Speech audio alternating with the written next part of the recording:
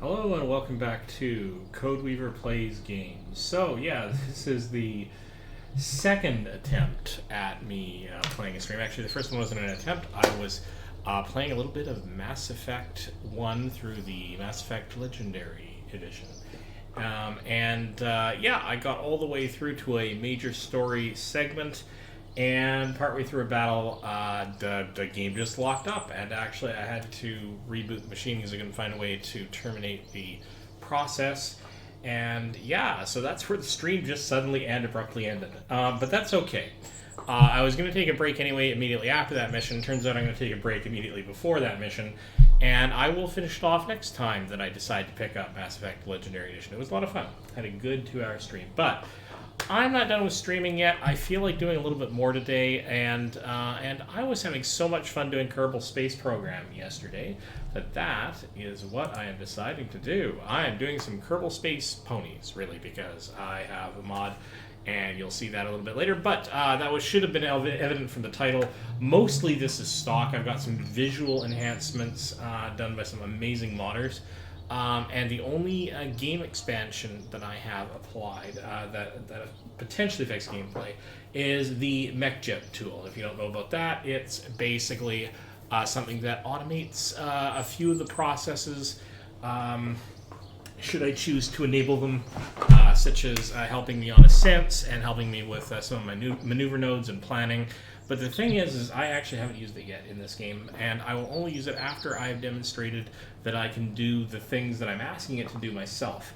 Also, because I'm in career mode, I actually have MechJeb. MechJeb has a mode, or is in a mode, where I have to unlock its facility, so it's integrated itself as properly part of things that I have to explore and expand in the tech tree, and I haven't actually expanded much of it. So the one thing that could enhance my game beyond stock, I haven't even really used yet. So there we go. Let's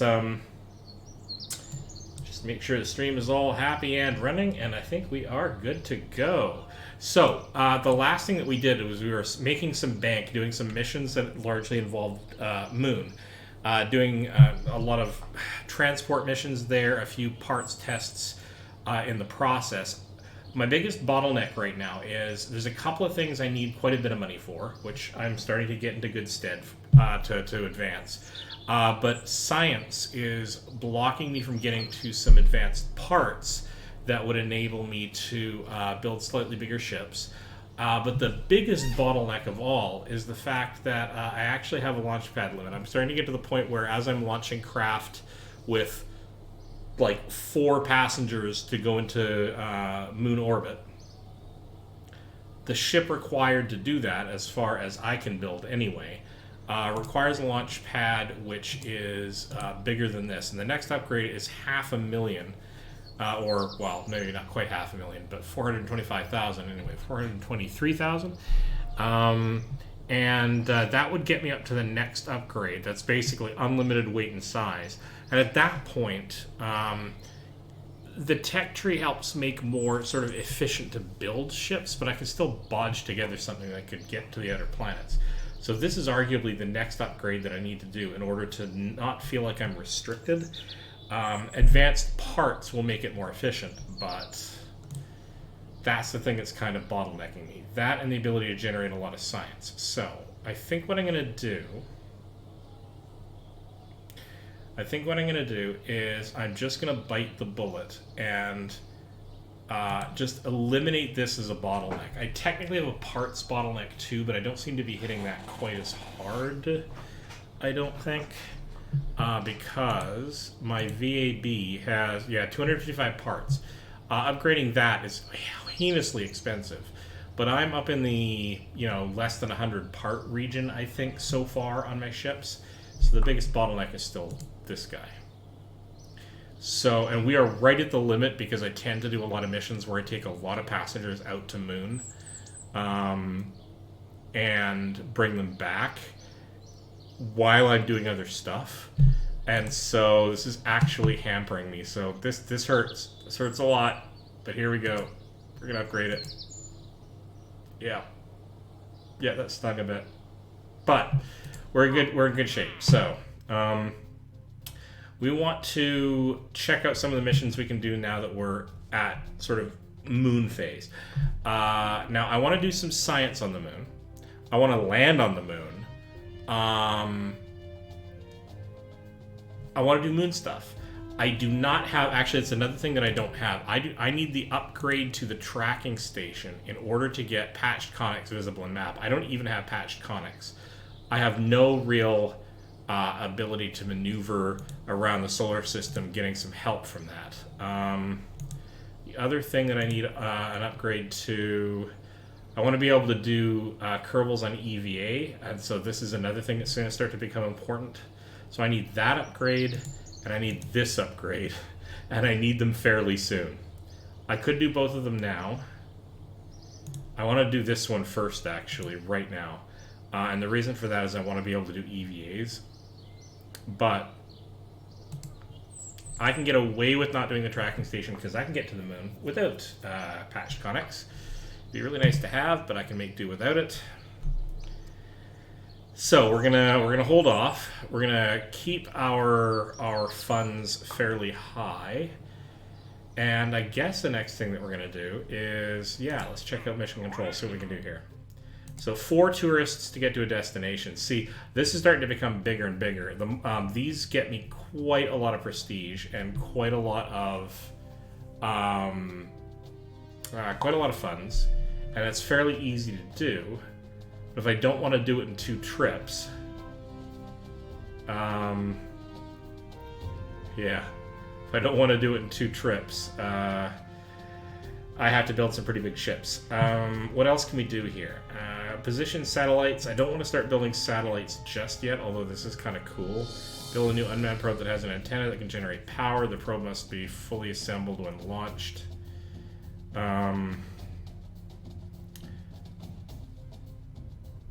That could actually be kind of fun.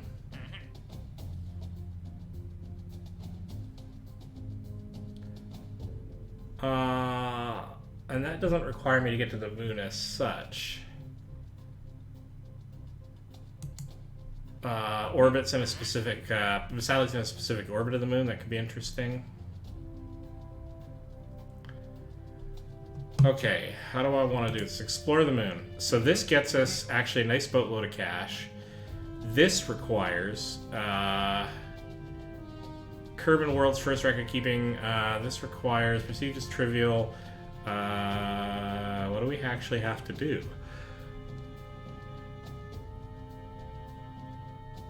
I guess just land on the moon. Gather scientific data from the moon. There it is. Okay, so I want to do that when I'm ready to land and do science on the moon. Okay, so what I'm going to do... This gets me... Completion gets me $4,000 and a bunch of prestige. This gives me a lot of upfront cash.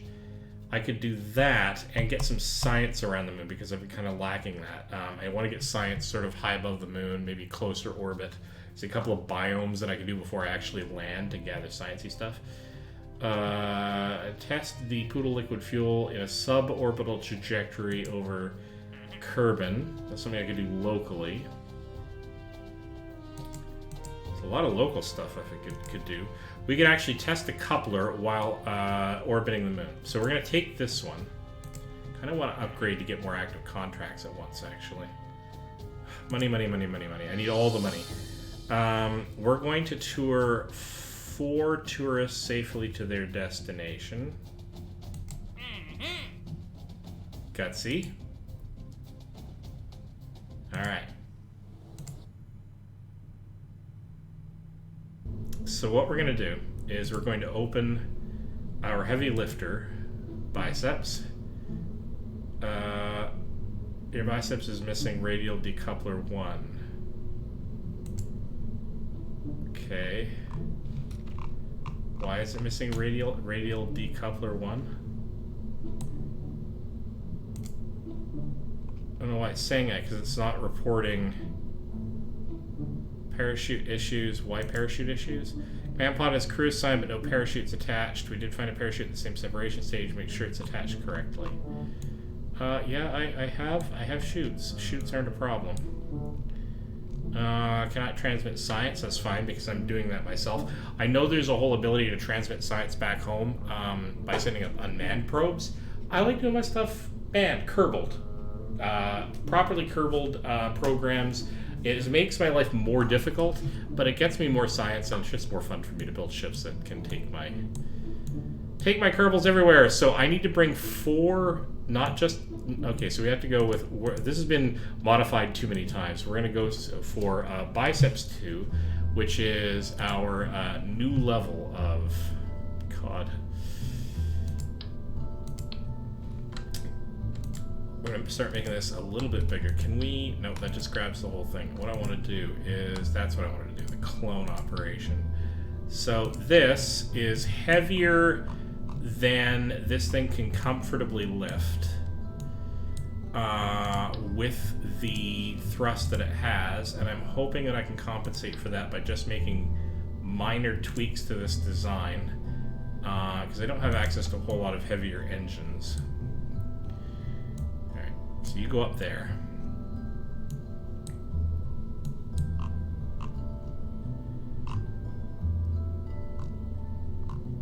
Slightly ridiculously tall. Right, let's get our crew. So we're gonna go with Rainbow Dash for the first for the pilot. Because I'm not going anywhere new, I'm not gonna worry about taking the other 2. But when I do my first landed mission, I'm actually going to have to take everyone, which means I'm gonna have to redesign this to be a proper lander, because this really isn't designed to actually land anywhere. But this does have science, and I'm hoping what I can do is I can just pick up where I left off for my last run. And actually, first thing we're going to do is we're going to make a proper save file. So, my naming convention. I went 006, so 006A. All right, save game. 006A. We're going to call this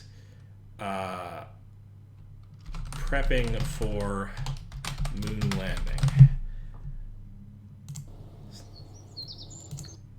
Alright, so what that enables me to do, since I made a non-quick save, is that if I screw this up, the hydraulic manifold... Oh yeah, right, I can't take this with me because that was an experimental part. Now there was an experimental part I was going to test here, and that's the TD06 decoupler. TD06 decoupler is this guy. It's a little teeny tiny guy, that's fine. And we're going to flip it upside down and attach it here, and that should separate once I'm at moon, which is going to probably be during this phase. Now what's that engine? That's the liquid stage. It's going to take us most of the way. So I gotta get my staging fixed here. That's gonna activate when that decoupler comes online. I think the rest of the staging is fine. I got about 1400 delta V from here, which is not quite enough, as I'm given to understand, to achieve orbit. I think it's about 2000, but of course I make up for that with the liquid stage. Those separate. Actually, I can have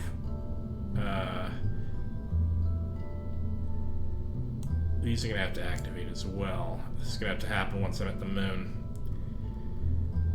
What I really want to do, I really kind of want to get more oomph before I have to use my liquid fuel. Like, I want more liquid fuel as a design. So what I might do is I might duplicate these longer burners. So hang on. These inner ones have a lower thrust limit. These outer ones have heavy thrust, and they're on decouplers. So in principle, what I could do is I could just add more solid fuel boosters to the outside of this to add a longer burn.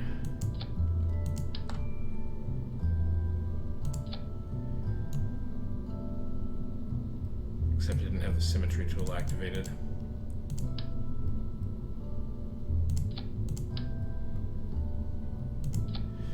So that's going to give me 1,700 meters per second.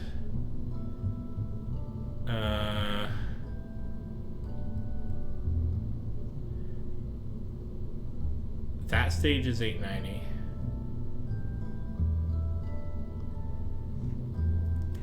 I'm having trouble. I've got a lot of meters per second here. All right, so that's going to burn for 24 seconds. That's going to add another 914, I think.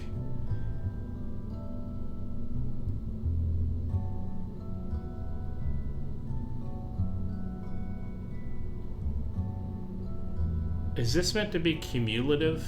Like, so do I only have 1,120 meters per second over all of the lower stages that are coupled under these? That might be the case. So actually, let me try this out. I'm going to take this off. So what we have here is 867, 803, and 1129. If I attach this,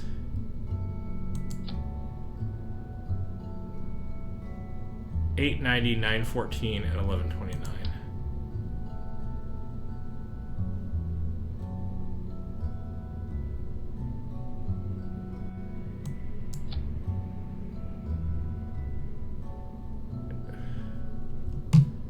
So when these decouple, oh, that's only adding these two.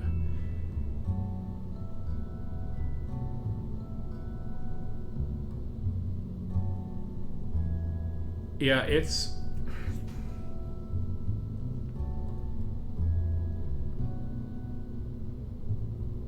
not clear what this is reporting here. I mean, these decouplers here are going to let loose these two guys here. So actually, if I take off one of these, right, so we have 813 and 914. And if I put this back on, it only affects the lower one here. Because why?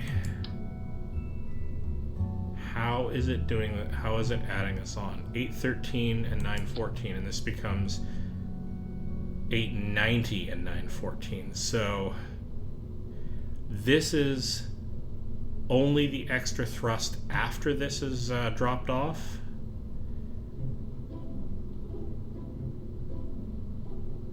Because this is actually during the time that these are burning. Once all of these are done, this will have done 890 meters per second. The remainder of them that are coupled, that will be left over after this, I think, is another 914, and this is 1129. If I take this off, does that 1129 change? No, it does not. Okay. Now in this case, if I take this off, part of this is burning while these are burning, and that's why the middle number changes. 1129 though does not change when I add this. Okay, so now I understand sort of how this layering is working. This is reporting basically whatever is left over after I jettison this. So in the stage where this occurs, I'm getting 890 until this stage is triggered, like when this stuff finally goes away, and then I have another 914. I think. They must have worked really, really hard to try to work out how these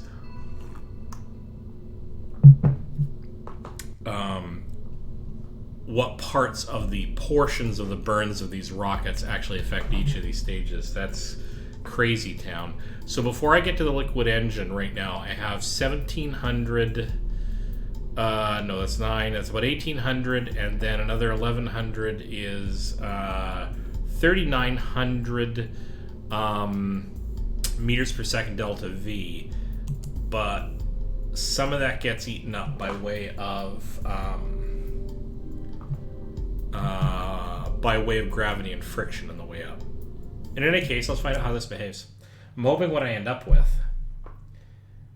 if I'm honest, is that I will have I will be able to get the near circular burn at the top when I'm around Kerbal without having to use any or very much liquid fuel. I want way more liquid fuel available to me. So let's try this out.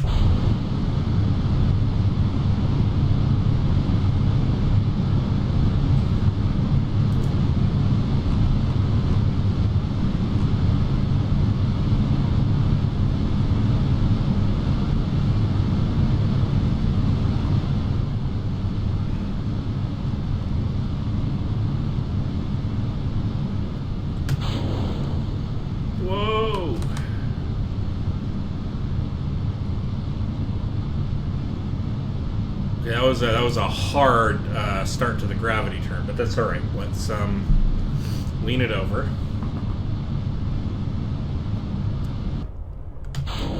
Drop those off.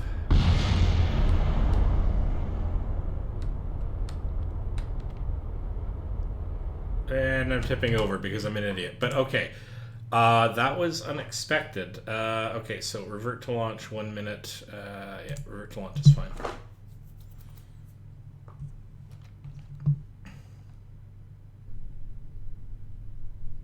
Try this again. 3, 2, 1, go. Let's tip over just a hair to begin with, but only a hair. Oh, that's a little crazy. That is a little crazy. Whoa, whoa. Nope, nope, nope, nope. So this is very top heavy. So that's the problem with this design. Actually, it's not so much that it's top heavy, but it's a little bit unstable. Like, it's a little bit bendy, even given the struts. Plus, those fins on the top are to help re-entry, but they do me no favors on the way up.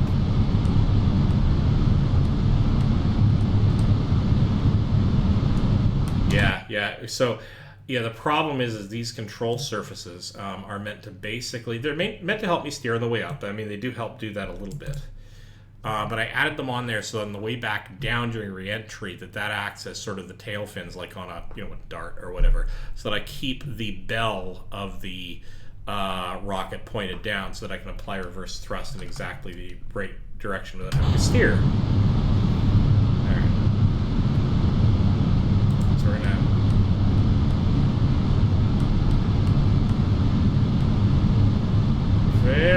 very gingerly get this thing started to be tilted over. Nope, and there it is. It's already out. So the problem is the faster I go, the better off I am on that. But if I tilt over too far, then those control surfaces basically catch the wind. They can't bend over far enough. They catch the wind, and the thing just tips over. So I'm trying to throw a dart backwards.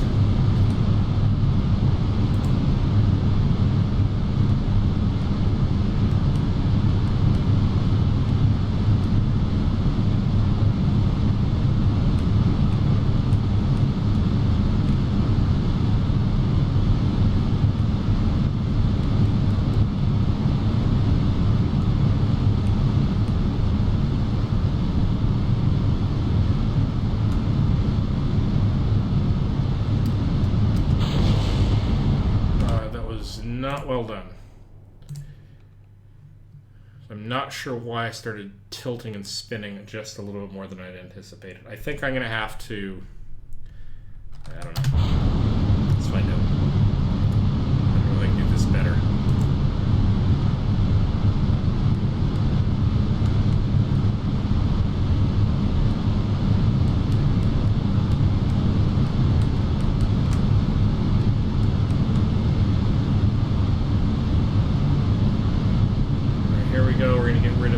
First booster levels of solids, so that's good.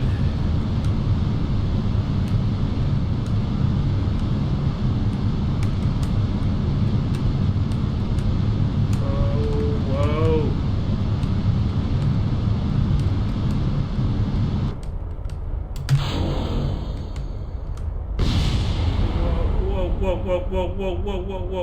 Whoa. Yeah, you can see how it's a little bit bendy right about where those rockets are attached. And oh, actually at this point, you can actually see I don't have any of the struts connected. Let's go all the way back to the vehicle assembly and see if we can do something about that. because those first layers of rockets all fall away, and I still have this. All right, let's see what we can do here. I think what we could do.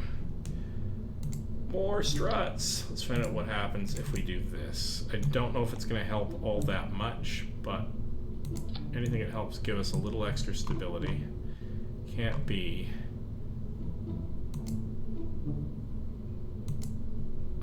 Can't be a bad thing. All right, let's try that. That did not work over well.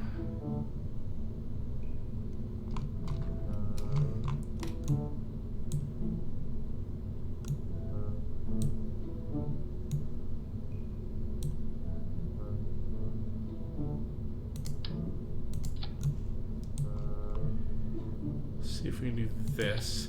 The other thing I was going to do, actually, now that I'm here, is to tuck this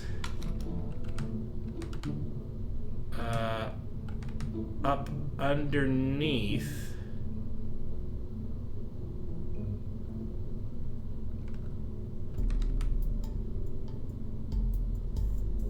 this lip, and I don't need 4 of them, I only need 2 of them. Under this lip, so that it's slightly protected from re-entry by the lower stages.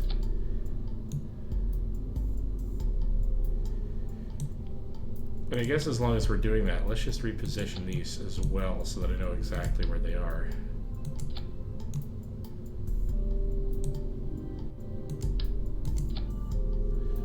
All right.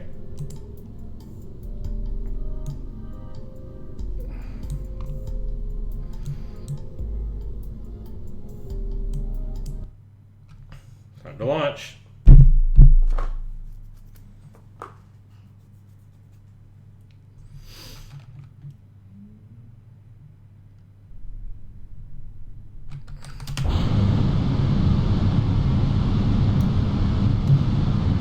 Build up some upward speed for the moment. Partway up, we're going to try a very gentle tip.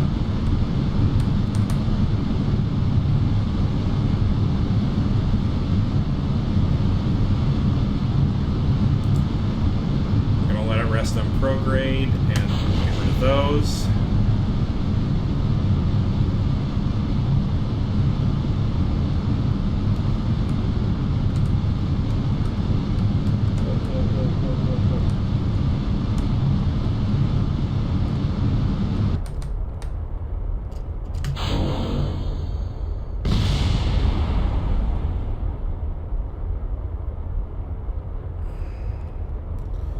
Locking into prograde because I'm being a little bit sketchy here.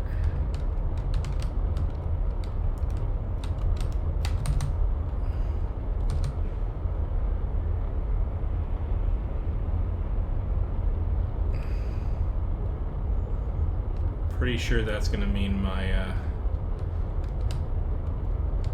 apoapsis is way out there.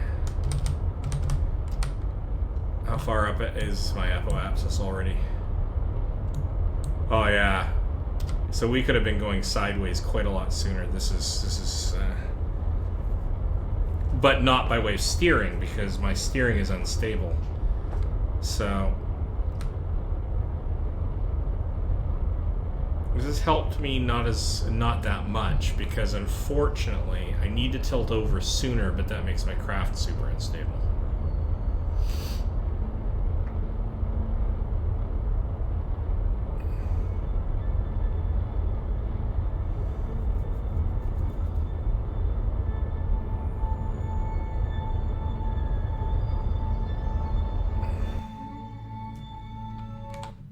Okay, so what we're going to do is we're going to revert flight to the VAB. I want to figure out if I can do this in a way that gets me more control, and I think the way I'm going to do that is just add more fins. Right, so we're going to do... We need more fins early on when we're doing the long burns, so what we're probably going to do is this. We're going to do this, we're going to do this, and we're going to lose all these fins, which is a bit of a cash sink. That's alright.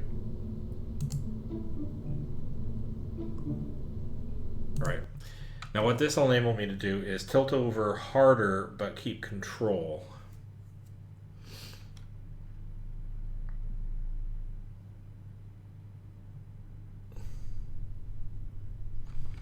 Because I need to get over sooner.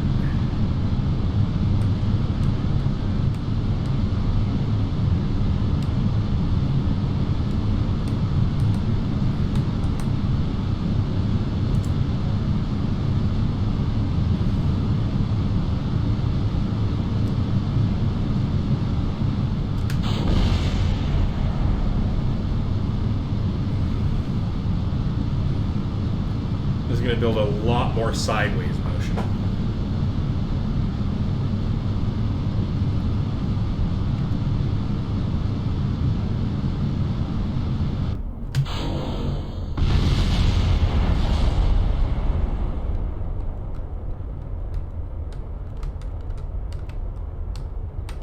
Whoa, whoa, whoa, whoa, whoa.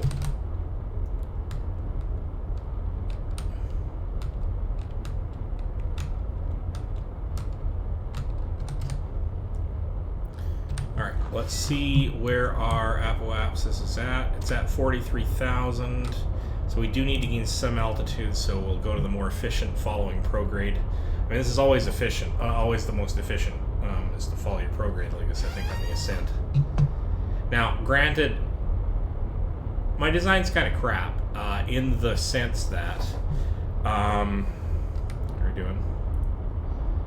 I'm pushing hard against the atmosphere lower down, and if I were really smart about my design, I would make it so that I'm not wasting a lot of fuel punching through the atmosphere. I'd put just the right amount of thrust in order to find that perfect balance between fighting gravity and fighting friction, and then when I start to get out of gravity, I would then push hard then.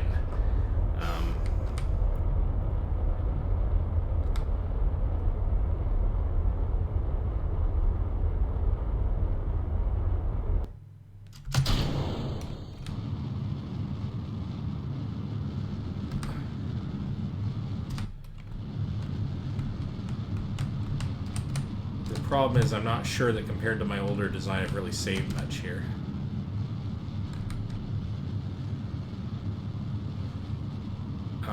Because the purpose in me adjusting the design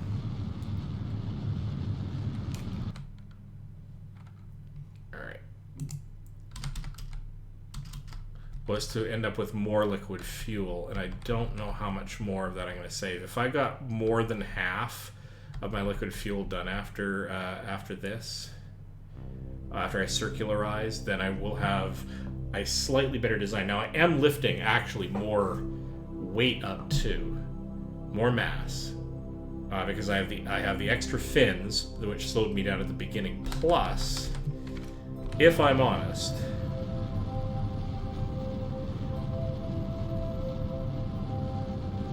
actually this might have gotten me more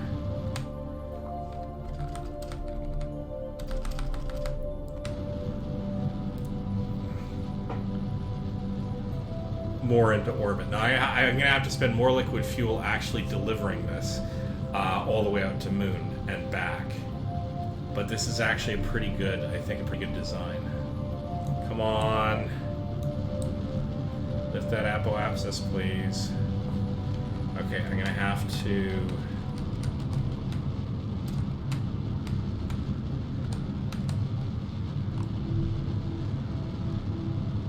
to raise my... Whoa, that's a little much. Raise my nose a little bit. Come on. In order to push the peak of apoapsis out a little further ahead of me. There it is, there it is, there it is. Okay, let's just prograde, please.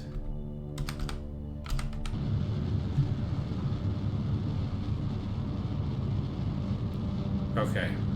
This actually gave me quite a bit more liquid fuel at the top. I'm going to need it because I'm going to be pushing around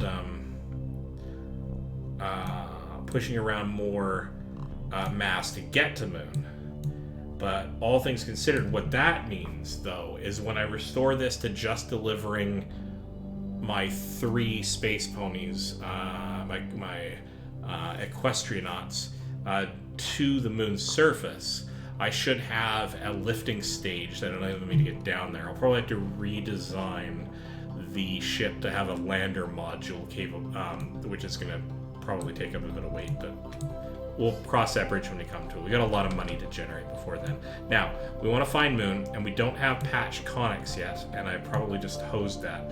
What we want to do is we want to come to about here. We want to basically come to a point where, at the elevation that we're at, which is somewhere between 80 and 120,000 meters, sorry, 80 and 100, between 80 and 120k above the surface, and roughly planar. No, we kind of hosed that because our... Oh. No. God damn it.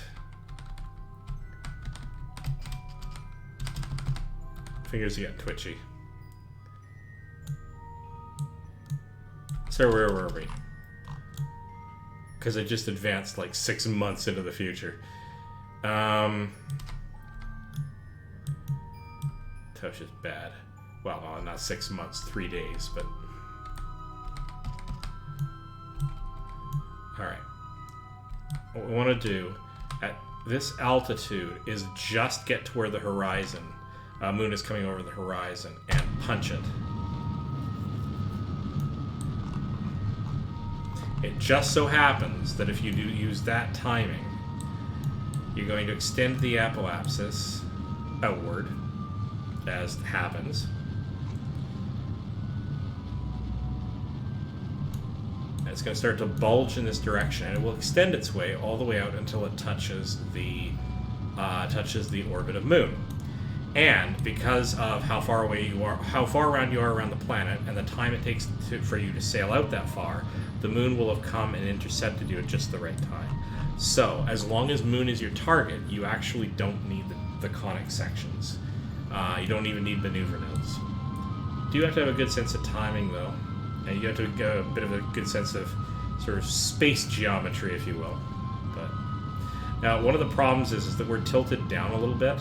So one of the things we're probably going to want to do is, once we've gotten this extended out far enough, we're probably going to partway along here want to like tilt it up a little bit. Actually, I could do that by I could do that right after this burn.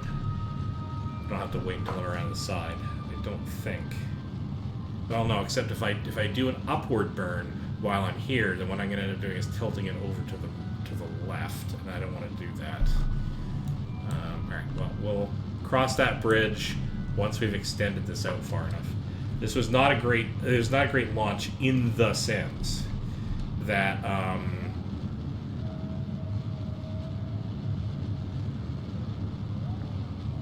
that I was wobbling around a little bit in the sky, and that means I do not have an orbit which is nicely planar with Moon.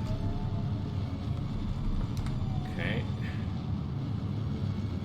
Come on. All right. Now we're going to want to go into orbit and not land. So what I want to do is I want to arrive here. And I want to be far enough away that when we get captured by Moon, it's going to give me a fairly wide orbit. Now you see how that's tilted down? That's not good. So what I want to do is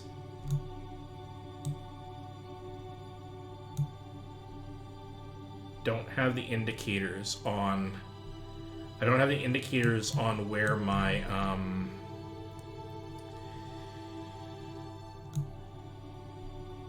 I can't remember what the markers are where they cross the orbit of the planet, but it's about halfway along. So if I'm careful, that's all facing off to the right. The orbit's facing off to the right. Tilt it straight up. So right about here. This isn't quite right. Right about here, maybe a little bit earlier, I want to actually push upward to kind of rock this whole orbit a little bit. So this is actually, on this side I'm too high, on this other side I'm going to be too low. So what I want to do is come around a little bit. And I'm doing this precisely because I do not have patched conics. Probably that was too far, but let's give it a go anyway. We want to go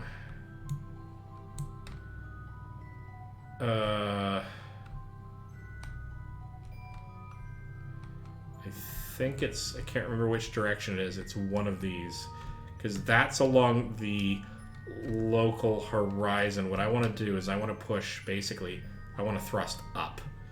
What that means is my thrust vector is along the surface, like it's tangential to the surface of the planet, roughly. But it's not in my direction of motion, so it's either this node or it's the one exactly opposite. So let's see what happens to the tilt of this orbit if I apply thrust now. Wrong way. It's really subtle, but it actually descended, I think. And I'm going to have to try to get into my head which the symbols mean locally. But here we go. So here we go. We're tilting it up. And hopefully not rocking it in any other direction. But I want to fix our orbit so it's more planar. Alright, so now I've rocked the other end of this upward, and now in principle, I do not have a lot of liquid fuel. That took a bit more of a burn than I wanted. So let's find out what happens when we get all the way out here. You can see that I'm slowing down getting to the end of this. And so as I start to peel away from it, the moon will come in from behind, and there we go. And we got captured. And there's a number, just by adjusting the timing of when you do that burn to extend out the apoapsis, and adjusting whether or not you're on the you push past the far side or the near side, you can get pretty good control over whether or not you get a near orbit or a far orbit, and whether or not it's behind or in front of Kerbal. You can even get it so that you basically can smash right into Moon directly, like go for a direct landing off of this maneuver. Which is totally a thing you can do to save fuel if that's your target. Alright, so now I'm going to save the game. F5.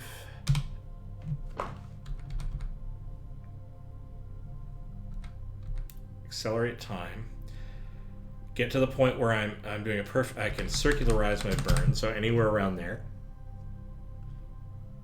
Now, we haven't orbited, so a lot of these characters, a lot of the characters will not have, a lot of the passengers will not have that marked yet. In order to do the testing, I have to be at 230,000 to 240,000 meters. I'm way too flippin' high, so I'm actually going to have to adjust this with a burn, so that's fine. It's not fine, but I don't really have a choice. So two of these things are going to be solved at once. I only have to get one end of my orbit down to that level. And I have to circularize my burn anyway in order to be able to trigger the orbit itinerary. So here goes.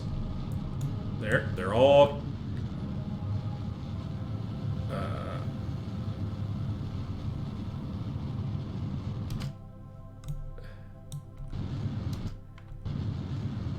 Alright, so that's fine. I'm going to come all the way around the moon.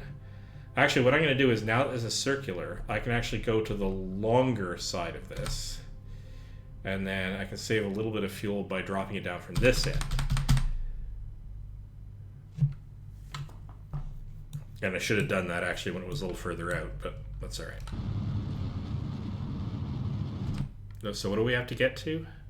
Ah, look, we got orbit. So we have to get to 230,000 to 240,000. All right.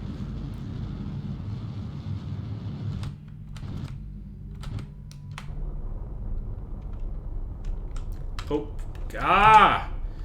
wrong key. All right, didn't waste a lot of fuel though.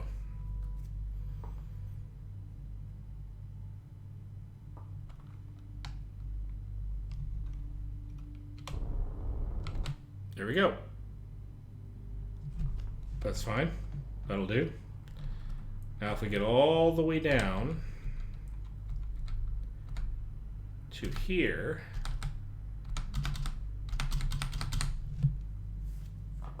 when we are at the appropriate height, 230,000, we are at the appropriate height. Triggering this should trigger that last part, right? This is the point at which we've got, yes. So here we go. Let's hope. We did it. Now we just have to get everyone back home. But isn't that a lovely view as we're very slowly drifting past Moon? Oh, so beautiful. Okay, let's plan this out. I need to get back home. In order to do that, I have to effectively get one end of my orbit closer to Kerbin than it is right now. Now, right now, my orbit, my overall orbit, if Moon were to vanish, my overall orbit would be roughly the same as Moon's right now, because I'm orbiting the Moon. So I am part of that system, and so I'm basically the Moon for purposes of speed and momentum. What I want to do is I want to effectively ignore this ring. What I'm actually looking at is the big orbit. What I effectively want to do is this is perfectly circular, so apoapsis and periapsis are essentially the same. But let's pretend there's a periapsis out here, and I'm at the apoapsis at the Moon. What I want to do is I want to effectively lower the periapsis towards Kerbin. And what I would do to do that is I would basically thrust backwards along my orbit around Kerbin.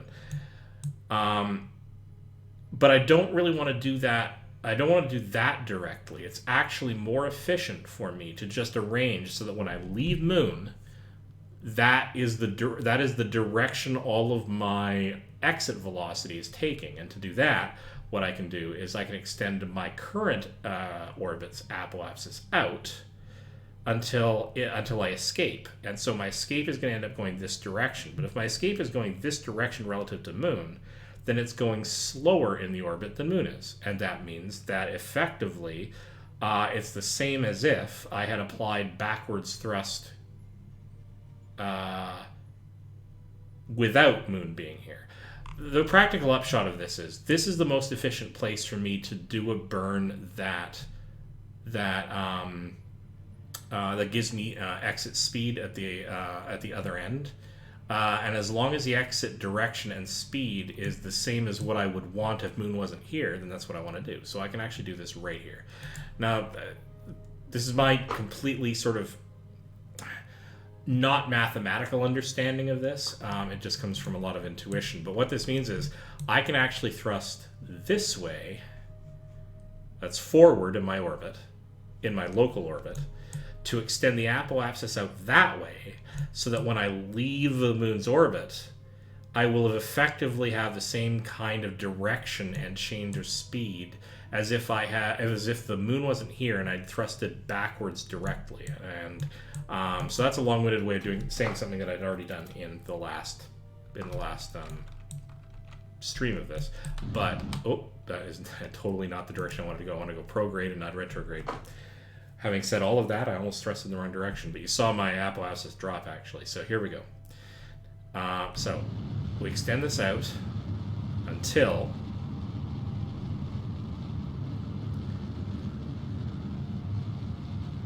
there. Now, I won't make it all the way out here before the Moon drops me as being its primary influence. It'll probably drop out somewhere about here. But in the process, or even earlier, having done that though, my exit velocity will actually be sort of mostly kind of backwards in the orbit. So what I've done is I've thrusted this way in order to exit that way, in order to pretend that I thrusted that way without the Moon. How do you like them apples? So let's see if this actually worked. What we should end up with is an elliptical orbit around Kerbin. And unfortunately, it's not going to quite work out that way because I have to take time to do this, but there it is. So, in fact, compared to where I was, this is kind of true, I ended up with an elliptical orbit that is a little bit like what it would have been if I had been traveling along in the Moon's orbit and thrusted backwards to lower my periapsis down towards Kerbin. The end result ended up being what I said it was going to end up being. And what this means is that I can now come all the way around. And actually I can drop my periapsis down into Kerbal. Now, the astute amongst you will notice something. I forgot to do science around the moon. So, I am going to... It's going to take me only a second. I'm going to revert to my last save. And I do all this over again. It's going to be really fast because I'm not going to be blabbing about it. Let's do this lickety split. Right, so retrograde.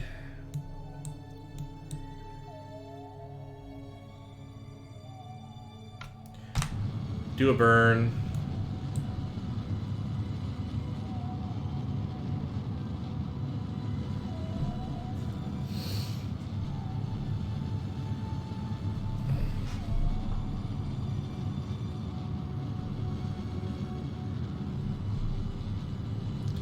Now, it's not enough for me to just get it closed, because although that looks like an elliptical orbit, if I actually went out here to try to drop this down, somewhere along here, I would actually leave Kerbal space, or at least I would leave moon space, which I don't want to do. So I do actually have to bring this in quite a bit so that that doesn't happen. But I can probably get away with that, and if I can't, then I'll just do this yet again. Alright, so that having been done, let's actually... I'm going to get the science when I'm at maximum distance, and then I'm going to get a closer in one later. Nope, you see, the moon let go of me as the primary influence, so that was not good.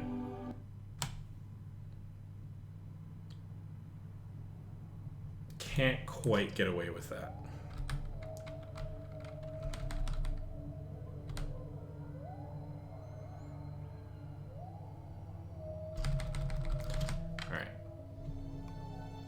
Retrograde.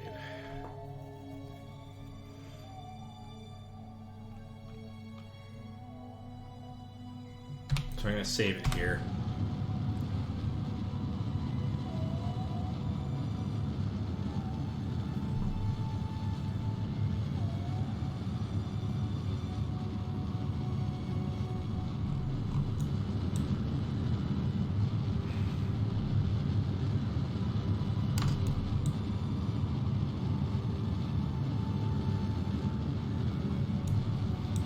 Let it come down much closer in.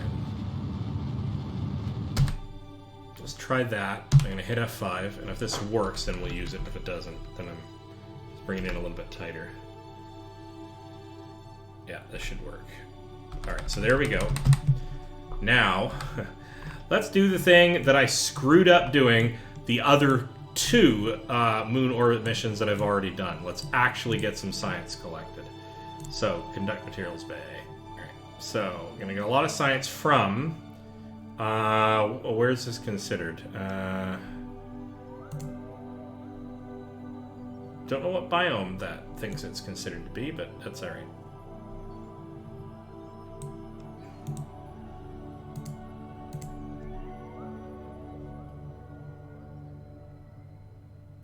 Space high over moon. I'm hoping space much closer to moon will be a completely separate biome. I've actually forgotten. And it has changed over the years. Alright. Zip over to here. Let's catch the ones on the flip side. So you can get at least 2, if not 3 or 4 loggings of some of the more awesome biomes like this. A lot of pressure data. It's a lot of diminishing returns, but you should be able to get a few anyway. Crew report.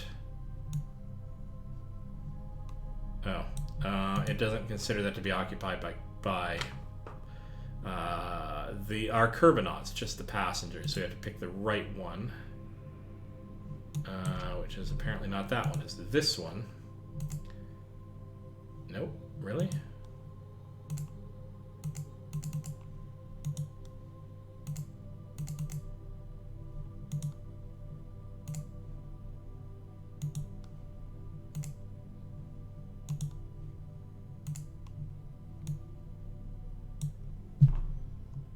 I'm confused.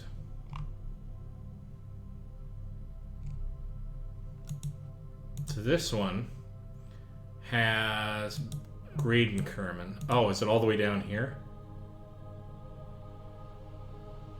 There we go. There's Rainbow Dash. Crew report, please. Thank you. There we go. So we've got the crew report sorted out, and I don't think we can go on EVA, can we? We can. We can go on EVA because we upgraded the astronaut complex. And I keep forgetting there's a new inventory thing that we can do. So we can actually take the crew report, I think, and we can actually board. I don't know what that did. Crew report, I don't recall where all the sciencey stuff gets stored. I know when you have a scientist, you can actually do a lot of resetting of stuff and gathering of this data and archiving it. Let's close the doors. Okay, so now that we have done this, let's do the other thing that we were meant to do. We finally got science. We've got to lower the periapsis down to 230,000, so we need to go retrograde. Yeah, retrograde, please. Yeah, and so we're going to shrink this down. We're down to the 230,000 region. Perfect. Save now, save often. We're going to nip around. Now our exit vector is not going to be quite as nice as it was before, but we'll see what we can do about that. I mean, we could wait until we went all the way around like a year later, but I really don't want to do that. Or actually, it's like a month later, I guess, for the moon to go all the way around. I don't need the planet to go all the way around, but what does this? What do I have information? Actually, that's an interesting question. Do I have an information about the orbit?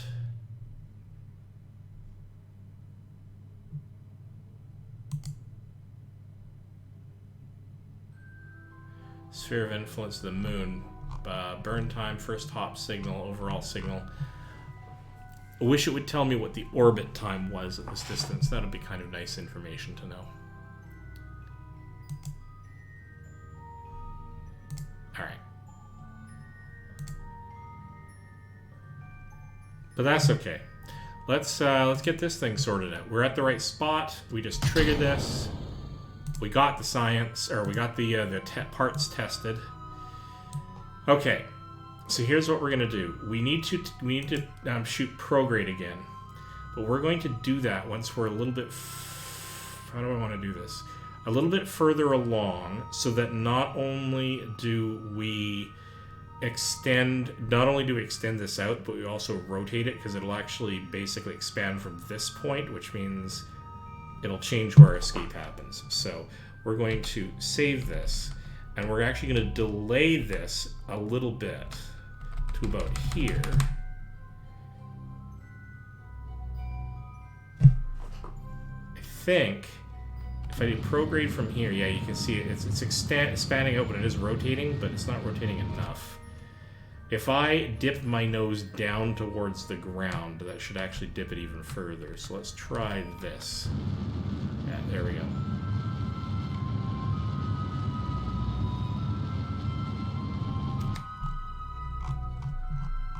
There we go. All right, so we're escaping. And now we should be able to do the same trick we did before. Get out of the influence of moon, and now we're on a highly elliptical orbit where one end is way up where moon was and the other is way down at the bottom, and so we're going to come all the way around. Takes a few days to go around Kerbal, and so now we are going to apply a retro burn.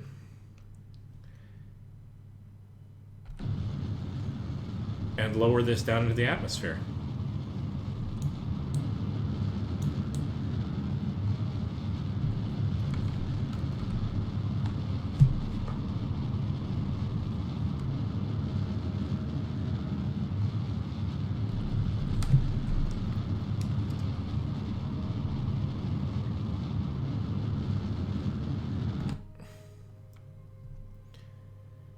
I'm going to try to preserve most of this for landing. We're trying to land an awfully heavy object, so...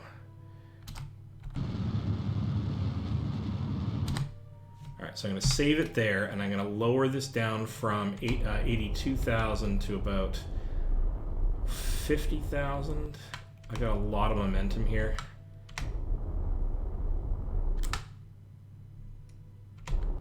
Maybe for 47, because 45 is what I tried with the heavier one, and I was starting to get into serious danger of burning up. So let's find out what happens now. We're going to drop down into Kerbal, start doing an aero brake maneuver, and that means that we want to be aiming retrograde, and we're not going to use any fuel to do this. We are simply going to use aero braking. Now, I don't have a heat shield because I couldn't put one on the other side of that engine, at least not very easily. And so I have to basically use it as a shield, and at least part of the rest of the body of this thing as a shield as we do the descent. I'm hoping I don't lose any science doing this, but that's why I put the periapsis a little higher up so that there's less risk of overheating those parts.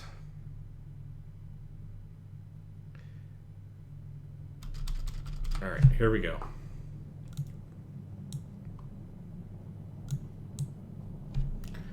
Now we are at 10,500,000. So 10.5 million meters.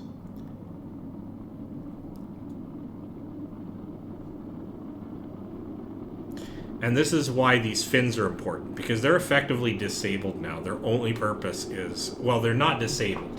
If there's a deviation from our flight plan, then those will help correct it when we're in the atmosphere, and that's great. But our primary purpose, actually, is just to keep it going straight like a dart. I could have used fixed wings for that. I could do that to save money, actually, on another revision, but we're going to recover it anyway, so... You'll notice we're not getting any heat signatures up in the dangerous area here because most of the parts are protected by the lower parts. And the engine bell itself can take a fair bit of heat. So... Now we're coming back up out of the gravity well. How did we do on dropping us down?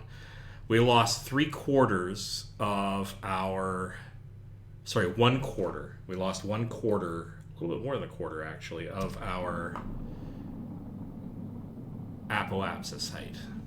And now we're out of the woods, so we can just accelerate time so you don't have to watch all this on stream. I wouldn't want to do it much faster than this, but once we get above 60,000, we'll just loop around and we'll do the whole thing over again. And we'll do this a few times. So I'm going to do this as fast as possible. I'm going to save on the way up, but basically we're just going to keep on doing this as we drop the...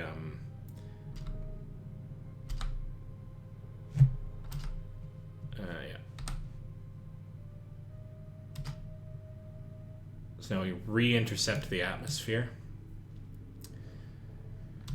The apoapsis won't have dropped too much. It will slowly start to drop as we spend more and more time in it, because more time before and after are spent in the atmosphere, and that will tend to help lower the apoapsis into the atmosphere, because all this braking is not instantaneously at apoapsis.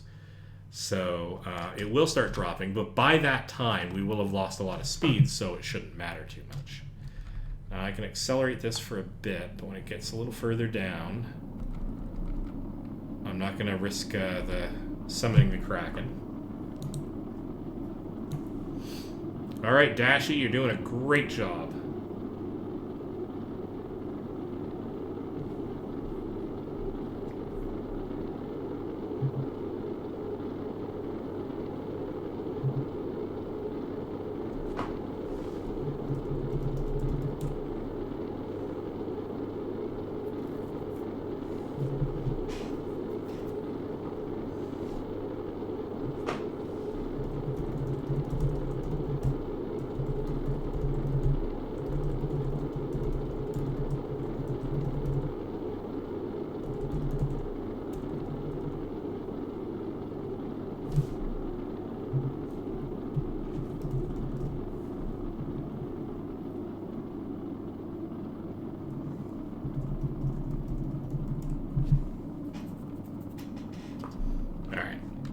few messages to some friends on Discord.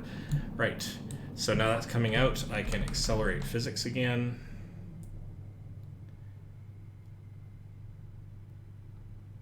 All the way up to 70K when I can turn on the non-physics based warping. Let's find out, where did we actually get to? We lost about from 7 million to 5 million, so that's actually about a quarter-ish. Maybe a little less than that, but can't do that math in my head. What is 4 sevens?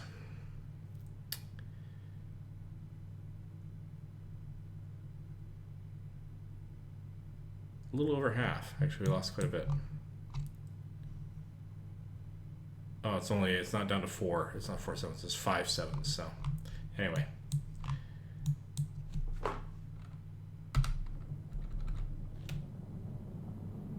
There we go.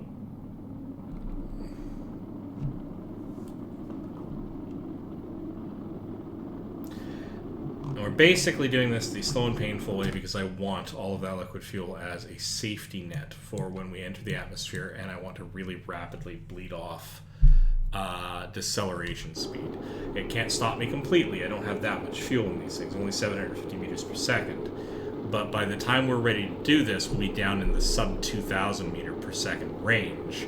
And doing aerobraking and this in concert really has a great effect in slowing us down. I just have to get enough that the drogue chutes are available. I might be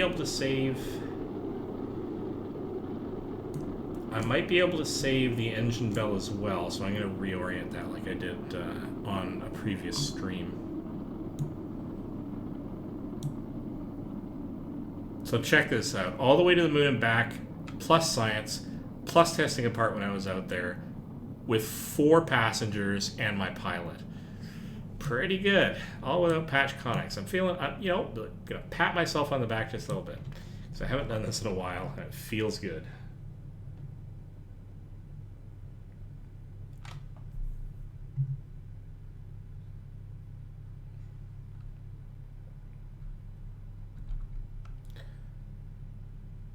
Physically time warp up.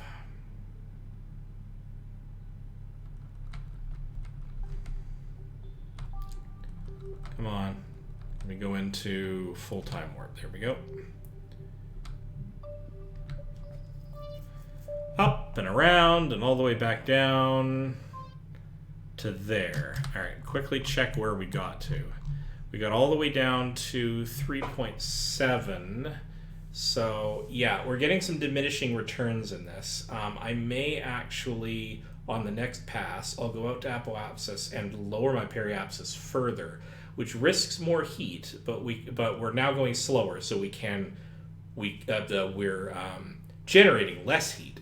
So I can dip us lower, which should then spend more time in the atmosphere and through thicker parts of the atmosphere and bleed off stuff more heavily. So it might be time to make that adjustment. But while we are entering this, let's accelerate physics a bit. Can we take physics all the way through this? Accelerated physics all the way through this? Or am I going to get the wrath of the Kraken?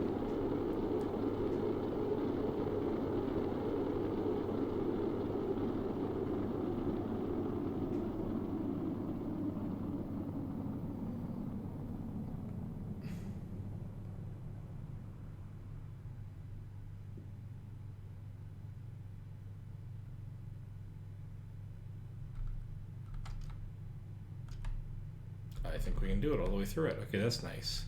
Okay, so yeah, let's get all the way out to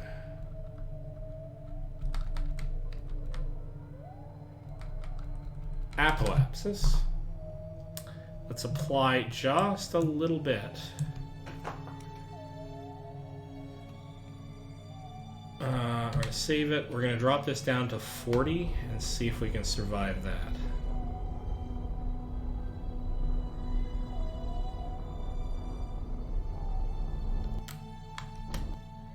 Good enough. This will either cause us to explode or we'll be in good shape. Either way, we can... Oh, check that out. Maybe this is one of the graphical updates I applied, but Aurora around the North Pole? That's awesome. Anyway, I don't know whether that's stock Kerbal or not. Alright. So we're going to do this definitely not under physics acceleration until we know if we survive. Well, I'll do the first bit of it. Until we get down to about 50. Alright. So now I get to see whether this was a horrible mistake. Check out our tourists. Crazy nuts.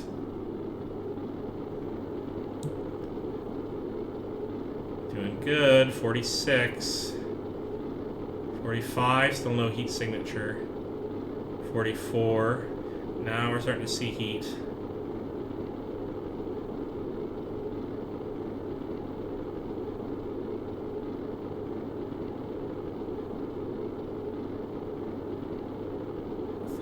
We should be okay. Now we're starting to see an overheat warning here on the engine bell. But we're almost through the thickest part of it, and then we'll ascend. I think we're fine.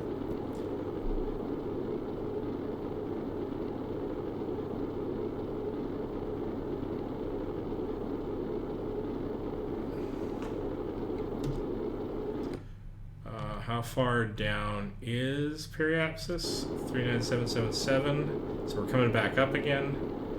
Okay, we can risk the higher physics warp. Not seeing any odd behavior, that's fine. Right, we're good. That should help. That should help bring us down a lot faster.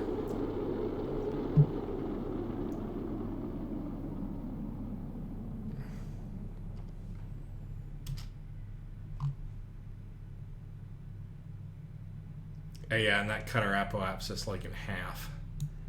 This is getting better. Okay. Alright. Up and save it and all the way around. Let's do it again.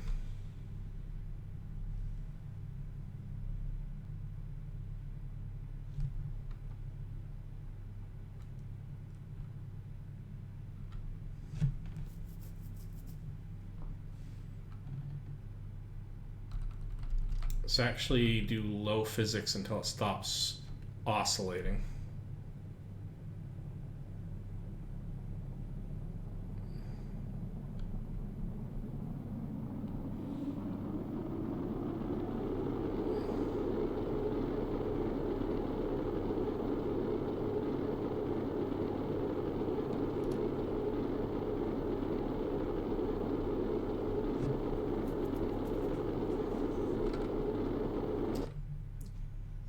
How are we doing on apoapsis? This is dropping like a stone. This is good.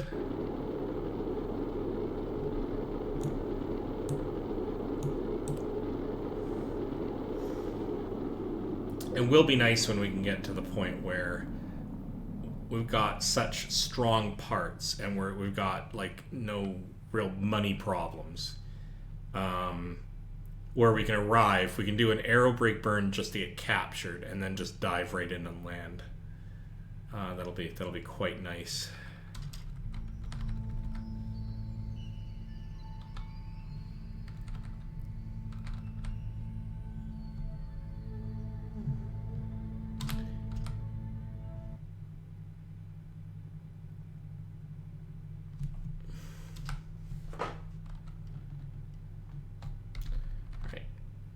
Physics accelerate again.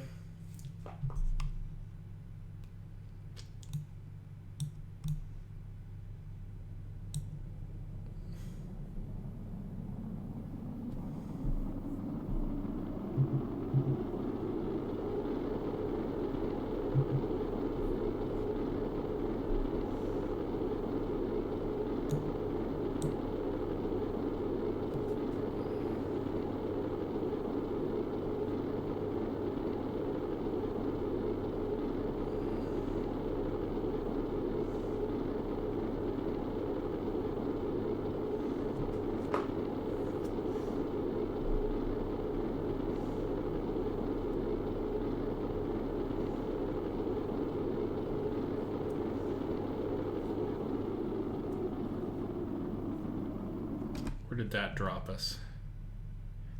Oh, we're in the 100,000. So this next pass is likely to be the one that takes us all the way in. And that's fine.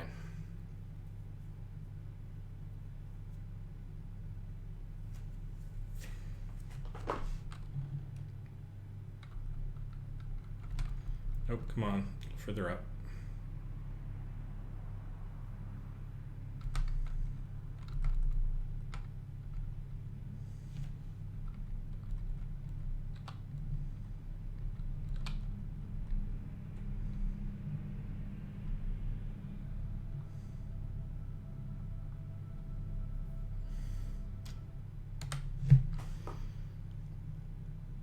Now we had that at 40K and it's already dropped to 30, basically 37K.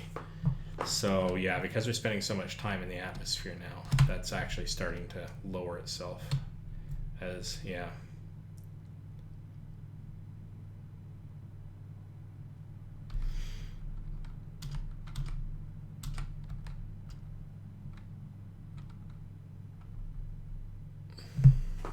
All right, this might be our re-entry.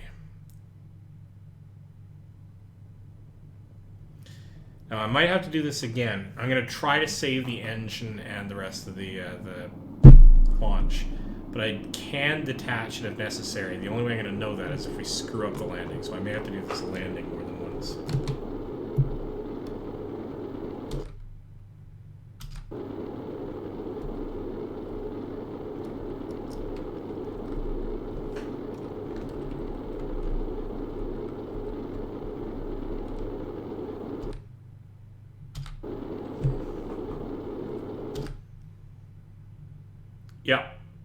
Yeah, we're not climbing out of this gravity well before we sink into the ocean. You can definitely see that by the way the apoapsis is getting ahead of us. So we want to slow down the time warp, and we want to judge when things start to overheat badly. We want to judge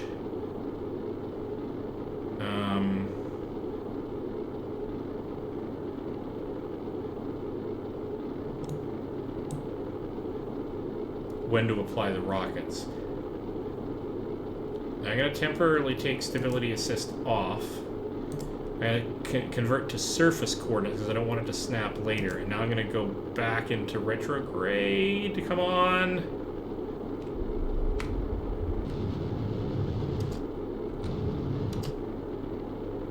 That was very nearly a problem.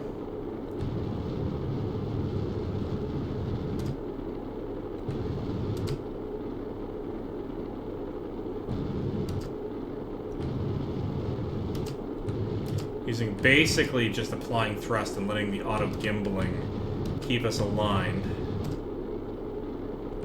Should not have tried to fiddle with this before now, but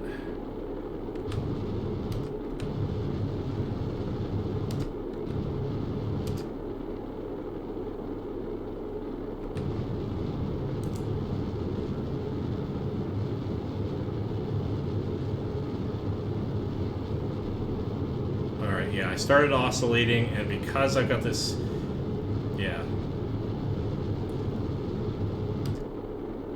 I don't want it deciding to pull us right off of center, but I don't really have a choice but to feather this a bit.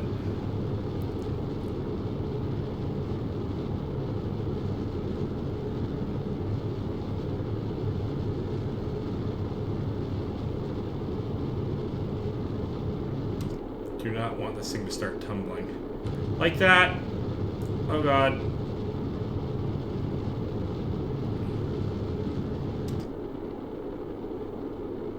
Doesn't seem to be hot enough to cause any damage, though.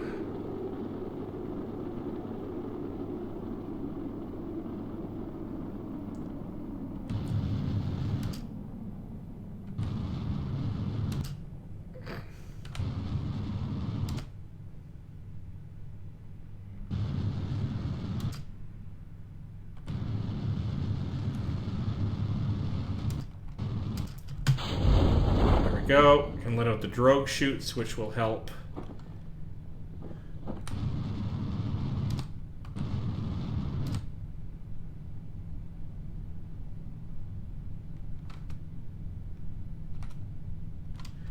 Let out the main chute. chutes.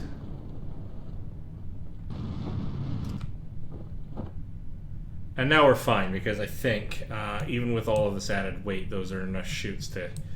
Well, maybe not. I took out 2 of the chutes. This is kind of the problem. When those open, we're going to see how fast we're going to impact. That, actually, I remember that being a problem last time. I may have to bail. I don't want to destroy anything about the ship.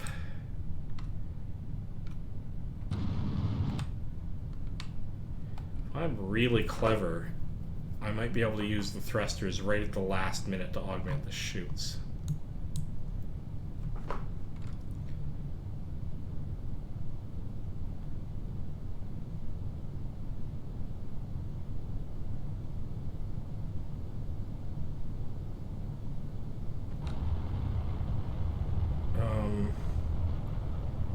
Getting super nervous that those chutes aren't opening.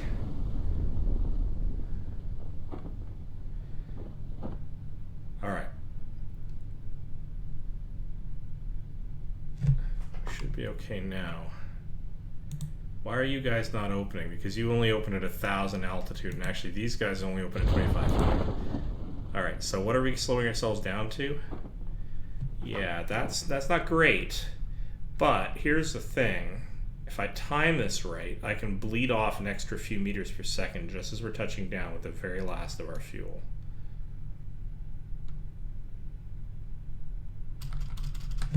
So let's get ourselves nice and horizon-like.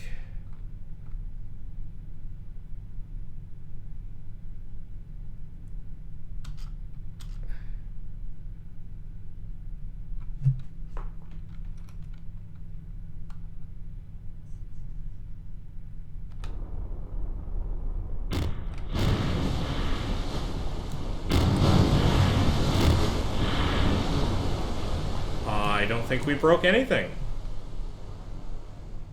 I think we recovered absolutely everything there. I'm gonna take it. How do you like them apples? Haha. Oh, hello. I seem to have 5 viewers, or at least at some point in time I had 5 wandering through and I didn't even notice it. Say hi in the chat if you like. Or don't worry about it. I'm just here to mostly amuse myself. So here's what we have. We have a crew report. We got lots and lots of science out of this. We got 202 science out of that. So we are lousy with science.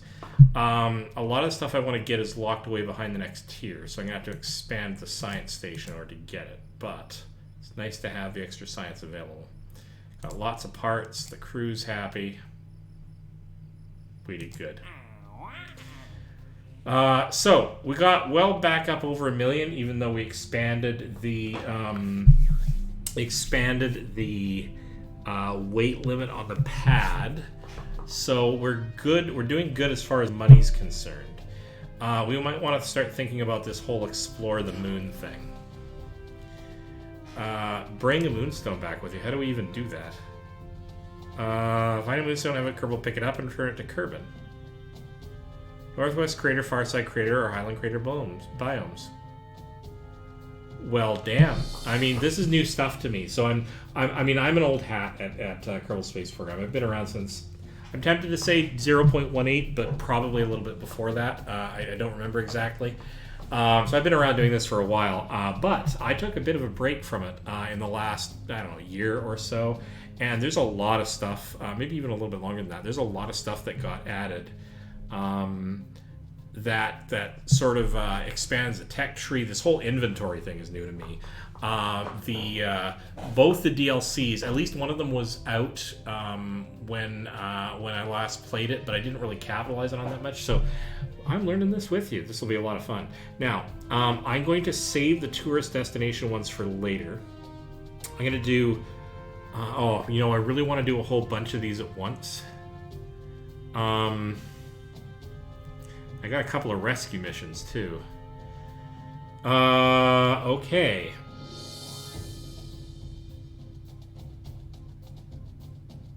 But I can only get 2 contracts at once. So you know what we're going to do? We're making really good bank on some of this stuff now. Let's actually expand mission control so that we can get more active contracts. So this is only 112,000. And we can, have we done the tracking station yet? No, we haven't. So let's do that one too, and let's actually get our patched conics. It's time. I've proven that I can do without it, but let's do this, right? Now the next thing that's going to be a big thing that we're going to want to do is research and development, and that's a big one. So what I want to do is I think I want to get myself back up to at least, I don't know, 1.2 million. Or maybe 1.3 million before I buy this. I'm liking to have more and more of an emergency bank. I don't know why. Probably don't need to do that. This would enable me... Oh, hello. Kerbal EVAs can collect surface samples. I need to be able to do that. And resource transfer is available. And my research science limit goes up. That is going to eat a lot of money. Okay, no, we're not doing that yet. So we need that in order to be able to do some of these. So we're not going to do the surface ones yet. Let's make more bank. Let's ferry more tourists. We've already got the ship that we know we can do this. So this is going to be we're going to try to do this as quickly as possible because we've kind of already done this. So we're going to do that. And we're going to test... a lot of satellite stuff going on now. We don't have enough room to rescue these guys. When do these guys have to be taken? This expires, oh god. It expires in 2 hours, 54 minutes, and 23 seconds.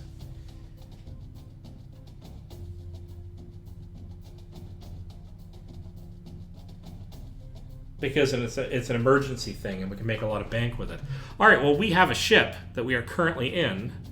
That can hold a whole bunch of passengers. So you know what we're going to do? We're going to rescue all these guys because they're all from the orbit of Kerbin. So we're going to rescue... we're going to put off that other one. We've accepted it. But we're going to rescue you. We're going to rescue you. We're totally going to rescue you. And you say that you want to do a fly by the moon. We're not going to do a fly by the moon right now. So...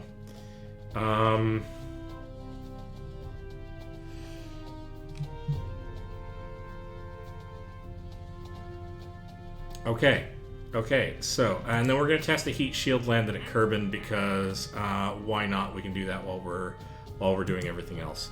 So, so here's what we're going to do. We are going to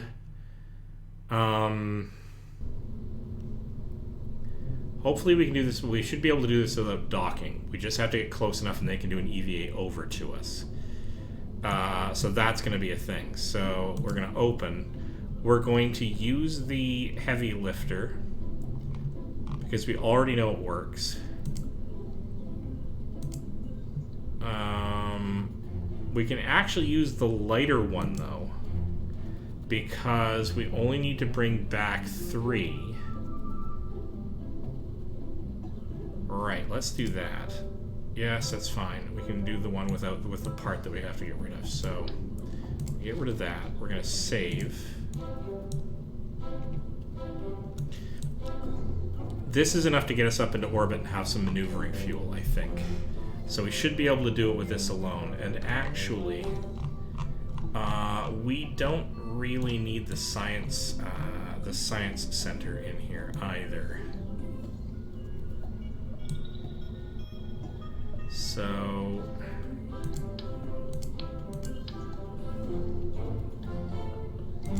don't need to take it up, don't need to risk it on the way back down.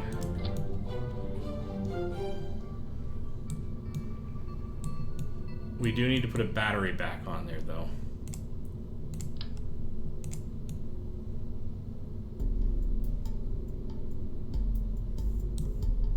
So we're going to tuck that under there.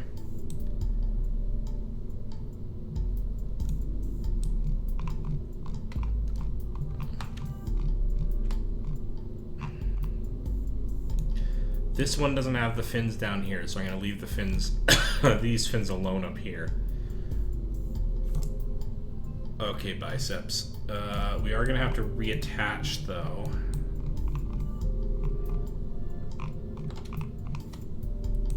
You guys.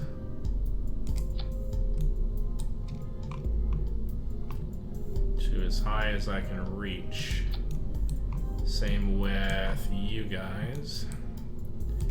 So we need all this stability to the best we can manage.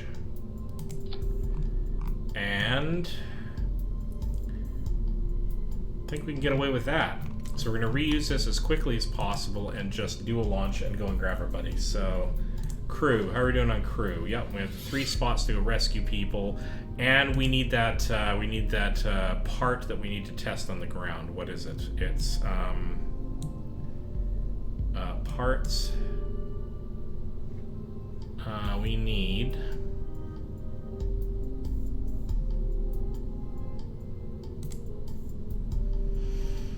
To the test the heat shield, and the note is reuse the run test in the context where it matters. It's landed at Kerbal. I don't know whether that means we have to do it. We can only do it on the way back down. Let's try to do it on the surface. And with that in mind, what we could do is this. We could have a decoupler.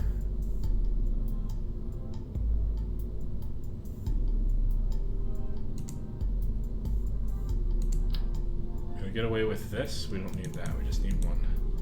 Get away with one with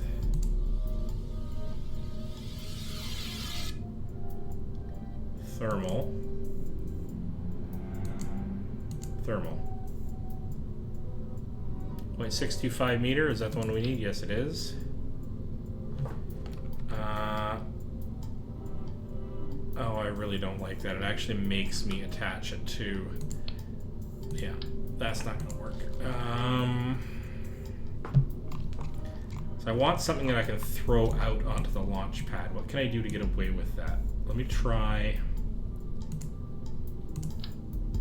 If I did that, but then I did structural one of these.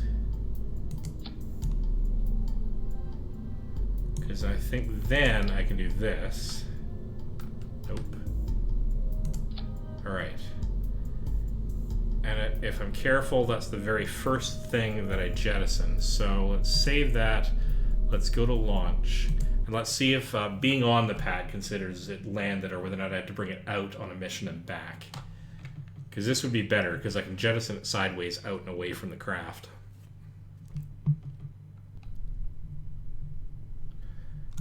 Alright, so here we go.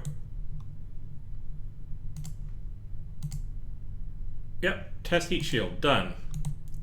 Then, jettison it out and away from the craft, which unfortunately destroyed it, so that was not brilliant. Okay, revert flight, revert to vehicle assembly. Now that we know that that works.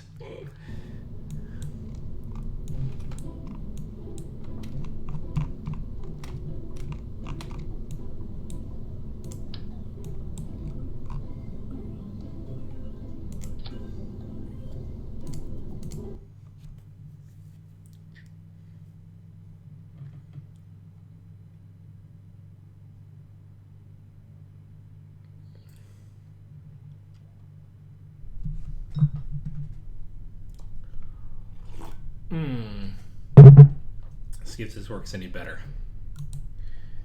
Run the test. Make sure that we got it. So then we jettison it.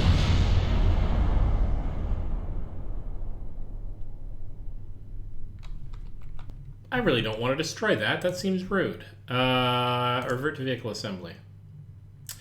What can we do to make this a little bit less janky? We can actually do this. We can structural. Put another one of these right on the end of that, and that should actually protect it. A little harder to trigger, but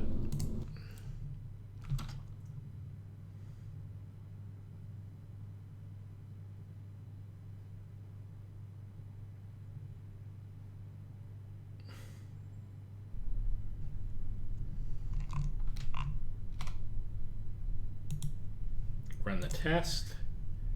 Verify it, it's okay. Jettison. Haha. I'm feeling a little bit too clever for my sanity. Alright.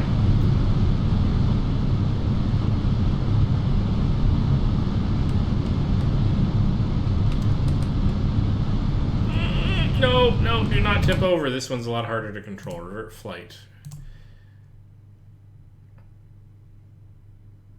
It's a little bendy on top, and mostly because it's not going to let me test this after the fact, is it? No. Revert to launch.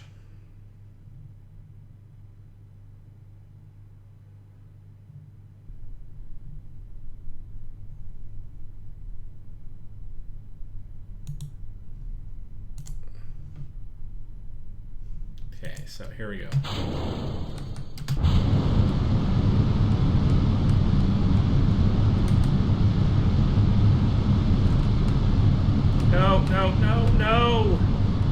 No. Very no all over the place. This is what happens when I start to get twitchy fingers.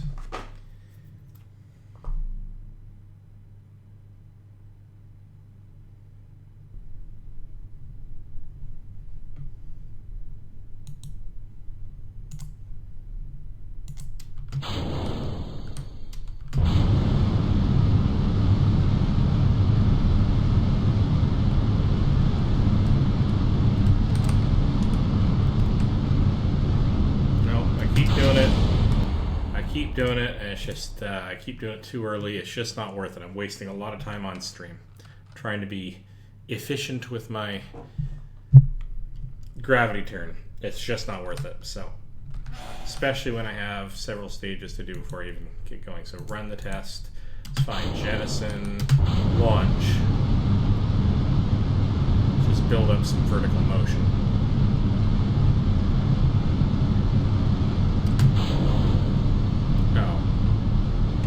I'd forgotten I had to let those burn a little bit longer. It's going to be one of those launches, apparently. All these simulations.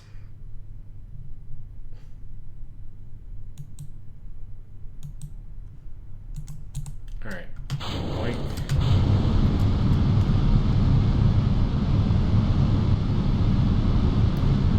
Alright, Dashy, go rescue your friends.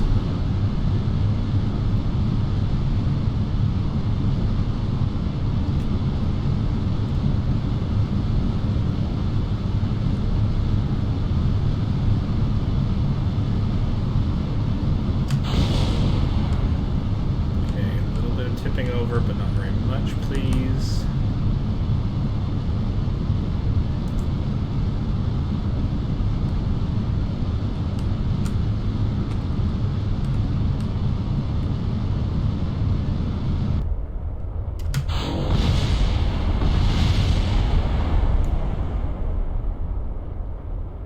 That worked exceptionally poorly. Forgot how wobbly this thing is.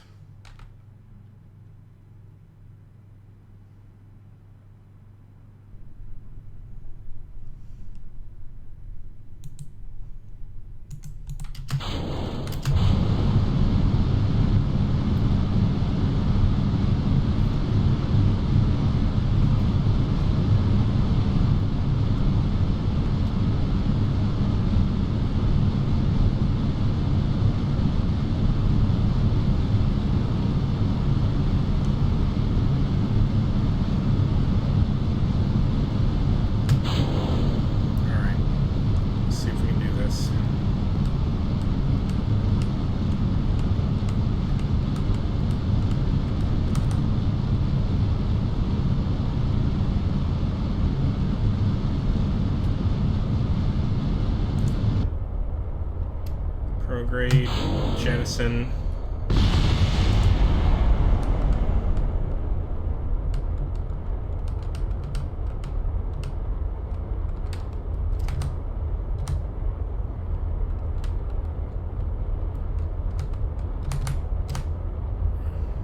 There we go. That ought to do.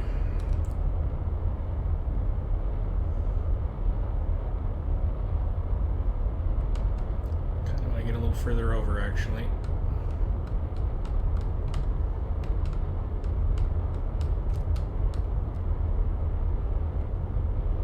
Let's go all the way over. A bit further back. Something like that. how are we doing on my apoapsis? It's actually going down. That's not good.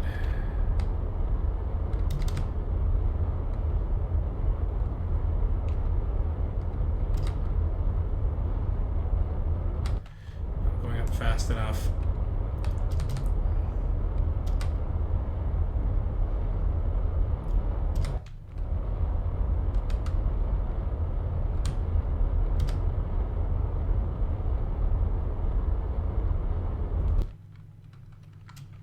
Okay. Be a thing then.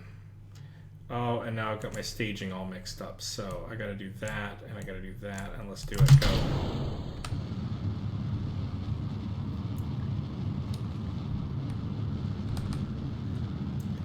Alright, so I gotta elevate this, and I gotta keep it ahead of me.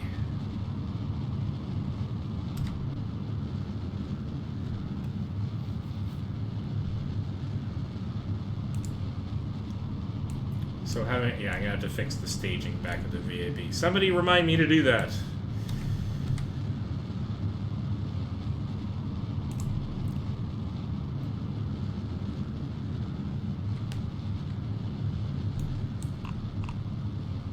Yeah, I'm closing that gap too quick.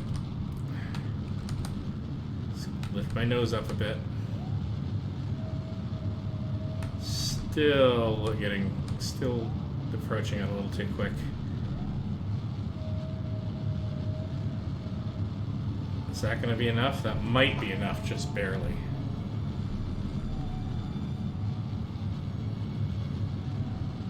There it is. I'm holding my own. Apoapsis is getting pushed out ahead of me. Let's lower this down a bit.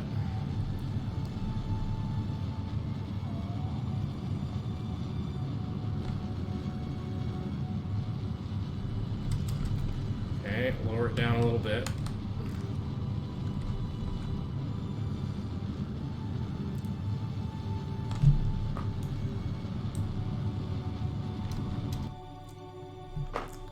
Hang on. Slow down.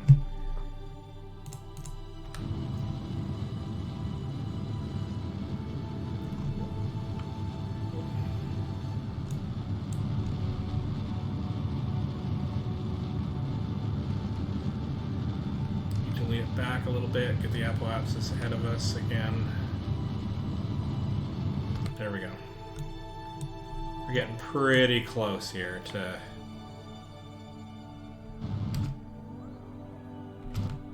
Okay, we're now stable orbit. So now we've got to sort out getting to all of our pals who are... So we got 1, 2, and 3. And unfortunately, they're all at different points of the orbit.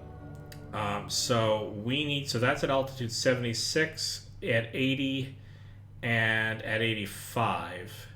So what we're going to do...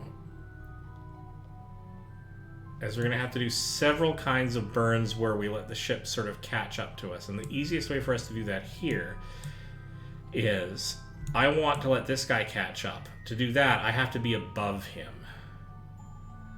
In order to catch up to him, I would actually have to be in a lower orbit, and I don't have a whole lot of leeway to get into a lower orbit. So what I'm going to do is I'm actually going to elevate myself. That means firing prograde and raising periapsis high enough. You notice we're getting some information about the time to these important points now. Anyway. Right.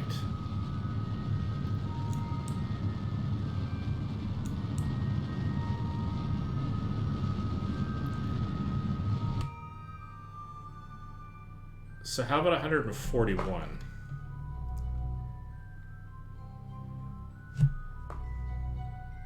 Because we're going to try to capture this guy. So we're going to set him as our target. And this is where all the conics and everything else that's important about this become like extra double super supremo more important. Because once I get up to here, I can then circularize my orbit up here. So that's stage 1.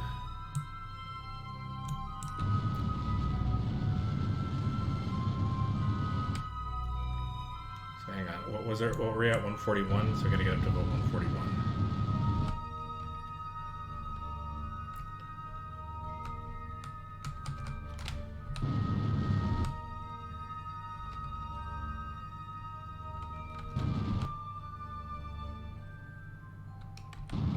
Alright, so that's about circular, so that's fine.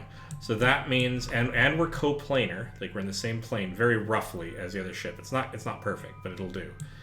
And now we have a situation where we want to try to get to Raybury's craft. So we're going to add a maneuver, say, up here. And we're going to try to... Now, eventually I'm going to use MechJeb to do this kind of thing. Because it'll plan out a lot of this a lot better than I could. But...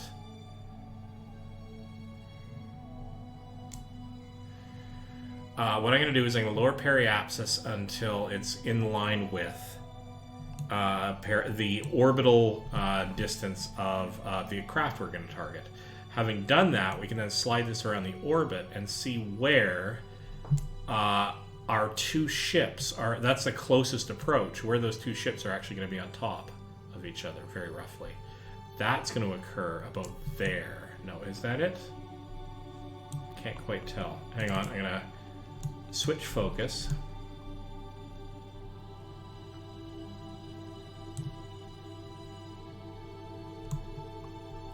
Okay, so it's actually that marker and that marker that we want to get over top of one another. So we're going to reopen this node, and we're just going to start to drag it around till we find the point at which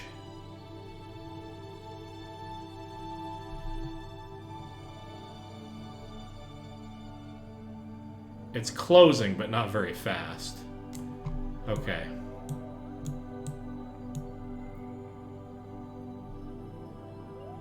So we're going to have to do a couple of orbits to make that work. Now, I want to be able to get rid of that maneuver node. I'm going to go around one complete orbit, letting him catch up. And now I'm going to set up another node. Actually, I could probably have done this within the maneuver node. I seem to recall that's a thing that's doable. Let's shrink this down until we get it on top. And then I want to slide this around. And you can see those two markers here are getting closer to one another because we're now, because the point at which I start the maneuver is later. So the point at which I touch his orbit is later, which is, if I get them to be exactly on top of one another, which is right about there,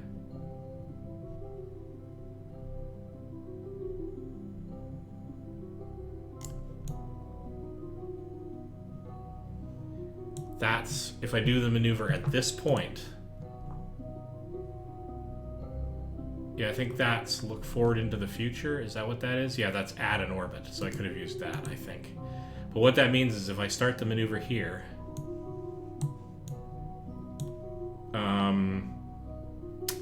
I should intercept the other craft pretty closely. So let's give that a go.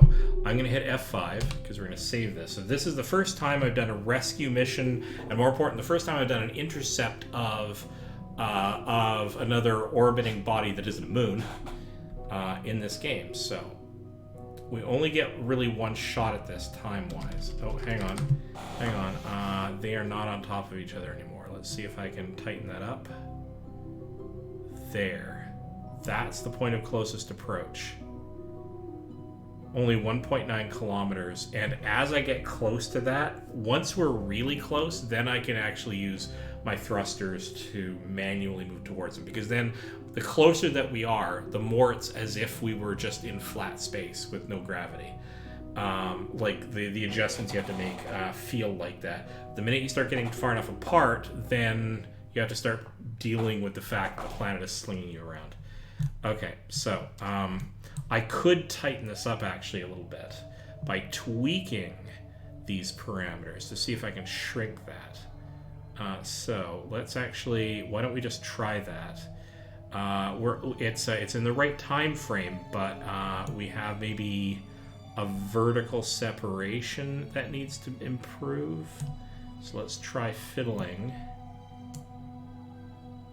That's 2.2, so that did not help.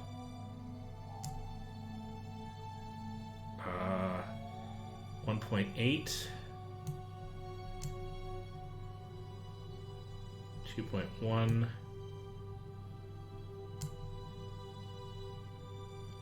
3.5. So this is not helping at all.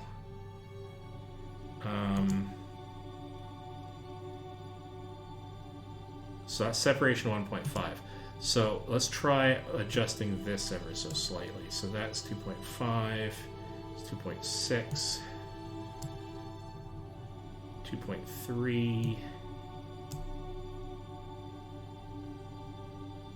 6.6, so that definitely did not help.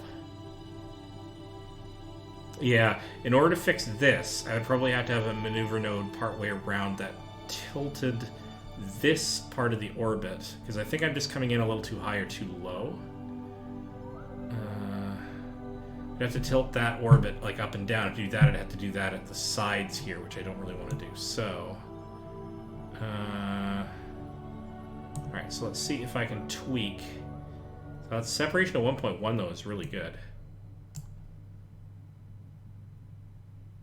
Separation 2.5. Oh no, I'm just making it much, much worse.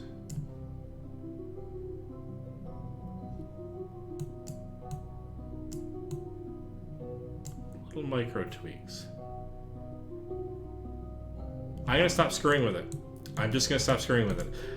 It's too fine a difference between the two orbits for me to fix that up with just this one maneuver node, and I don't think it's really plausible. So let's just do this.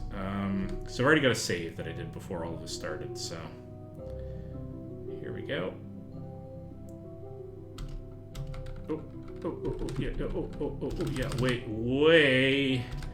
All right. So we've only got T-minus 37 seconds. So we want to go retrograde because we don't have something that tells us how to do which marker. Oh, we do. It's right there. It's not actually on retrograde. It's actually on that.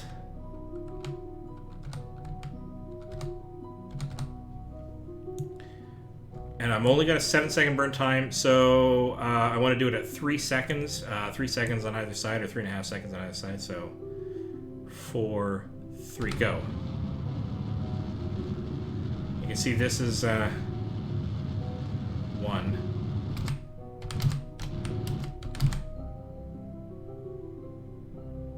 Wasn't the greatest burn in the world, but that should be pretty close.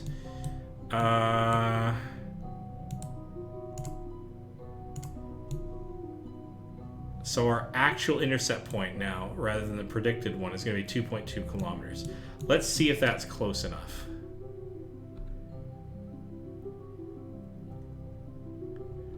We should actually be able to see each other at this point. Now you should be coming up from behind me in the orbit. Might be slightly above or below, though.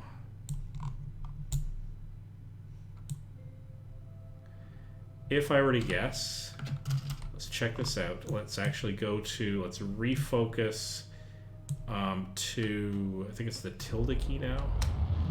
No, God! Oh, God! Okay, so what happened there?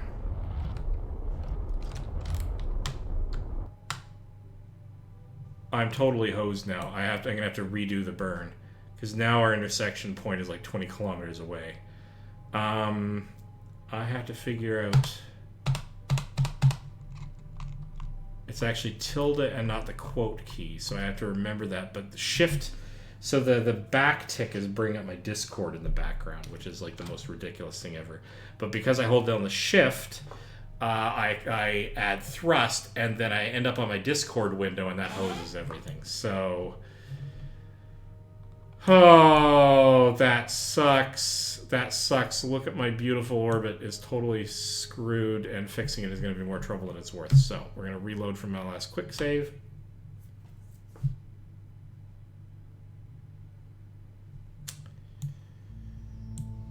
All right, where were we?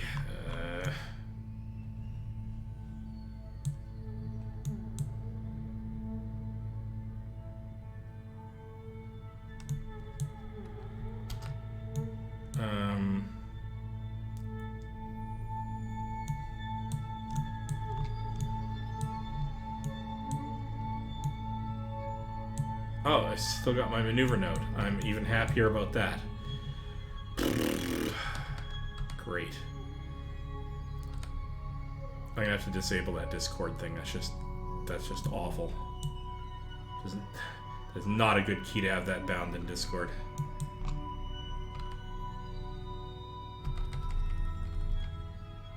Alright. Focuses on biceps. We want to go near retrograde. And in fact, at this point, it is actually synonymous with retrograde. So that's fine. Well, actually, it's not. It's actually a little bit... There.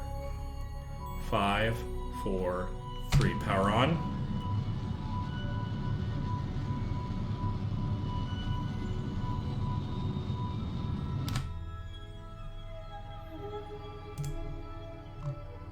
Okay, our intercept point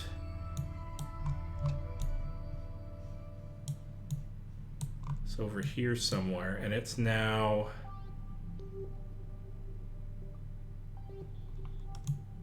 Well, that's not right.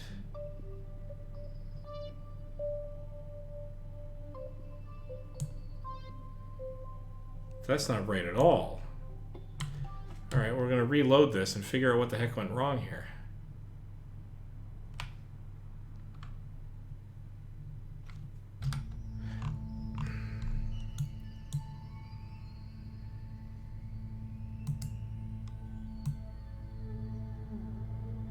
Guess this was post my fiddling with his adjustments somehow. Don't know what's going on here.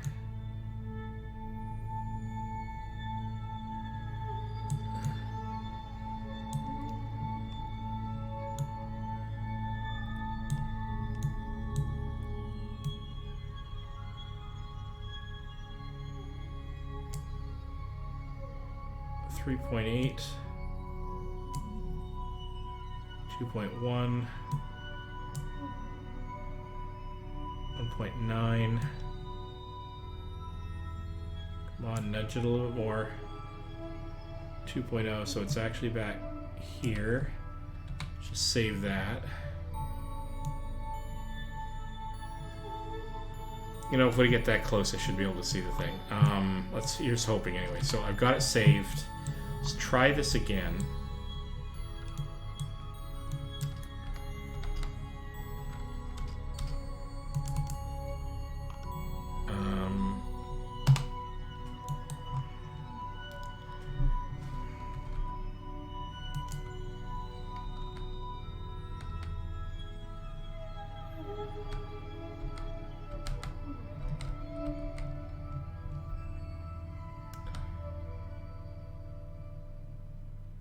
We're approaching burn. Oh, but we're not oriented right. Let's get us oriented quickly.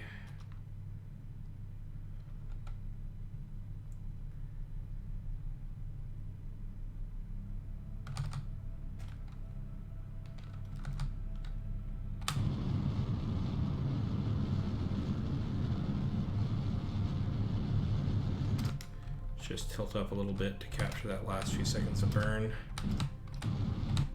That'll do. That'll do. Okay. Turn that off. Now, did we get a decent intercept point?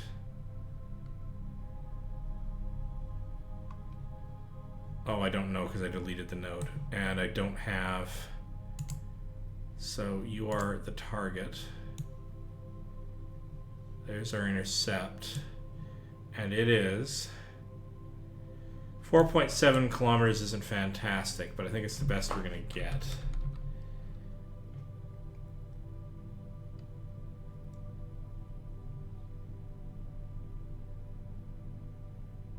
So as we get super, super close, let's take a look around us and see if we can spot the other ship.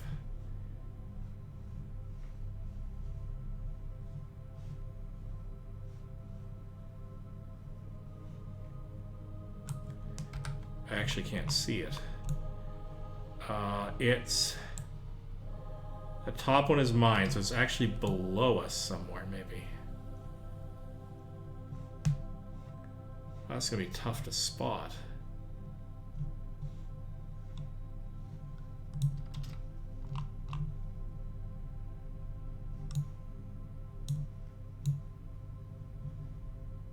It is in fact precisely below us.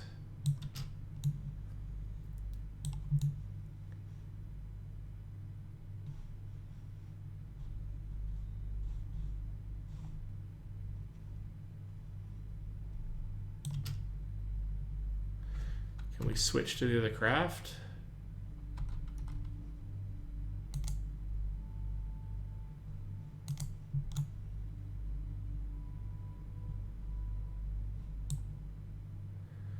Okay, it's actually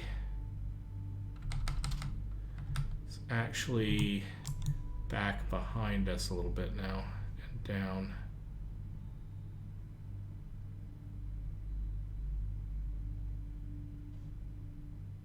I can't see it.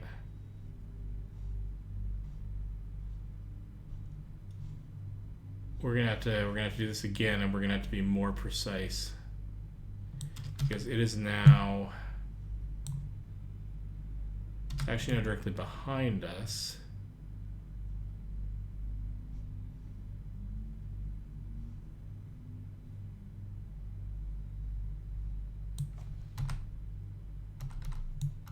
No nearby objects to focus. We're just not close enough to even trigger that.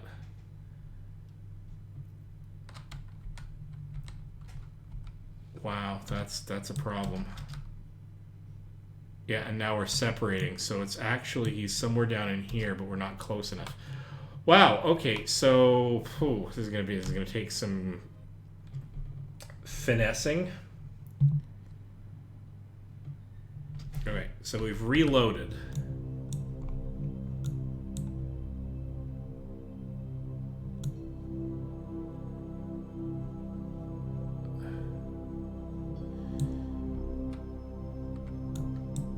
Okay, let's do this. Let's do this. We're gonna do the burn again. But once we've done the burn, we're then gonna have to we're gonna then have to do a future corrective burn to attempt to tighten the gap. So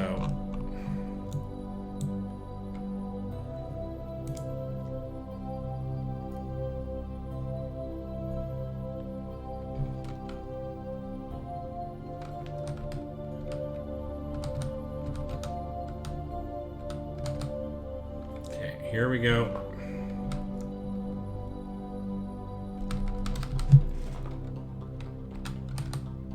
Love the music. All right, here we go.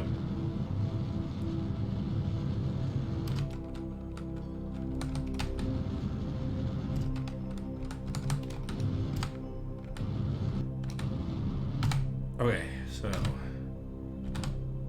right, so it kind of overshot a little bit, but that's okay. So let's so we're gonna add a maneuver. We still got some distance to go before that collapses. So that's 2 minutes in the future. I need more time than that. We're gonna add a maneuver here, and now we're gonna try to tweak this so that we get these a lot closer. So,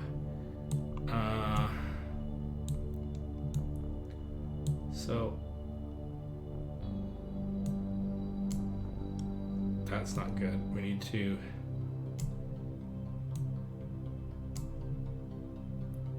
2.5 kilometers. 2.4. 2.1. 0.6. 0.7. 0.6. 0.5. 0.4. That's about the best I can do there. 0.7. 0.4. 1. That is totally not right. 0.8. 0.4. Can I just tweak this a hair? 0.1. I will call that good. Lock that in with a big ol' F5.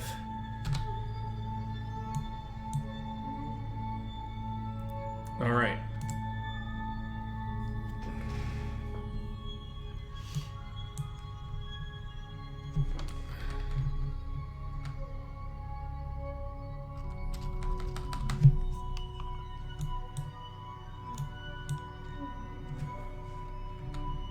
All right, I'm gonna do I'm not gonna do a full thrust burn. I'm gonna do a partial thrust burn, so that I can control it a little bit more easily.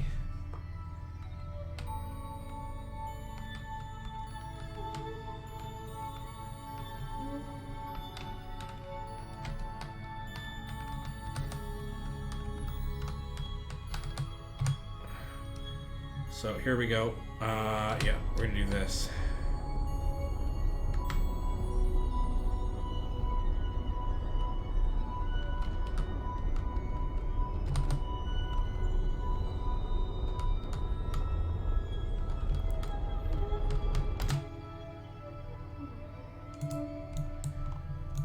How did we do?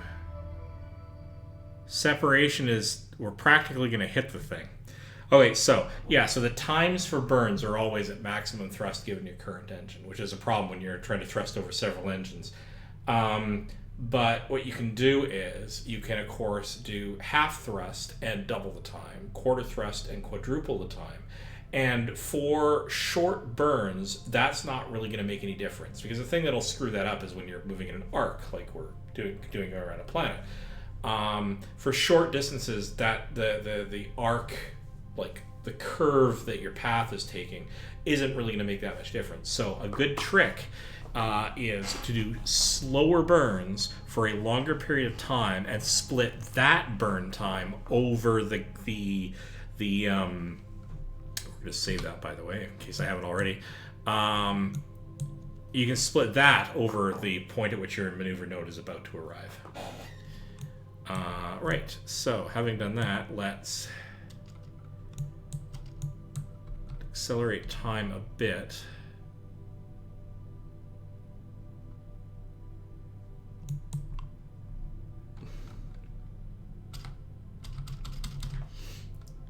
We really have to start looking around now. We're going to be almost on top of them, but... So, it's actually out and ahead and a little bit lower than us. So, in the direction of our travel...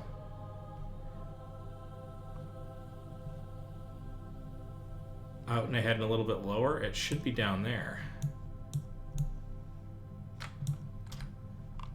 I do not want to miss him again.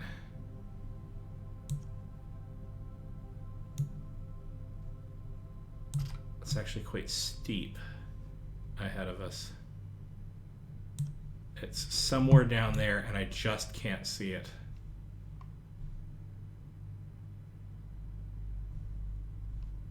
It's gonna go drive me nuts. I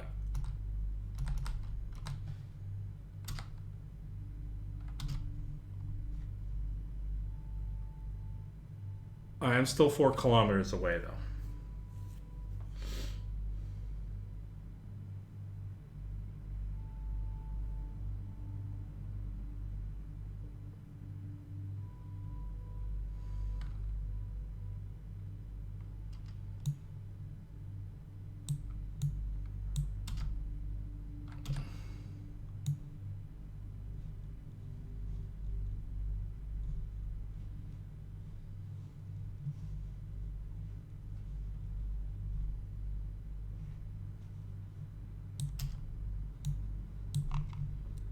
God, we should be right on top of one another. What's going on here?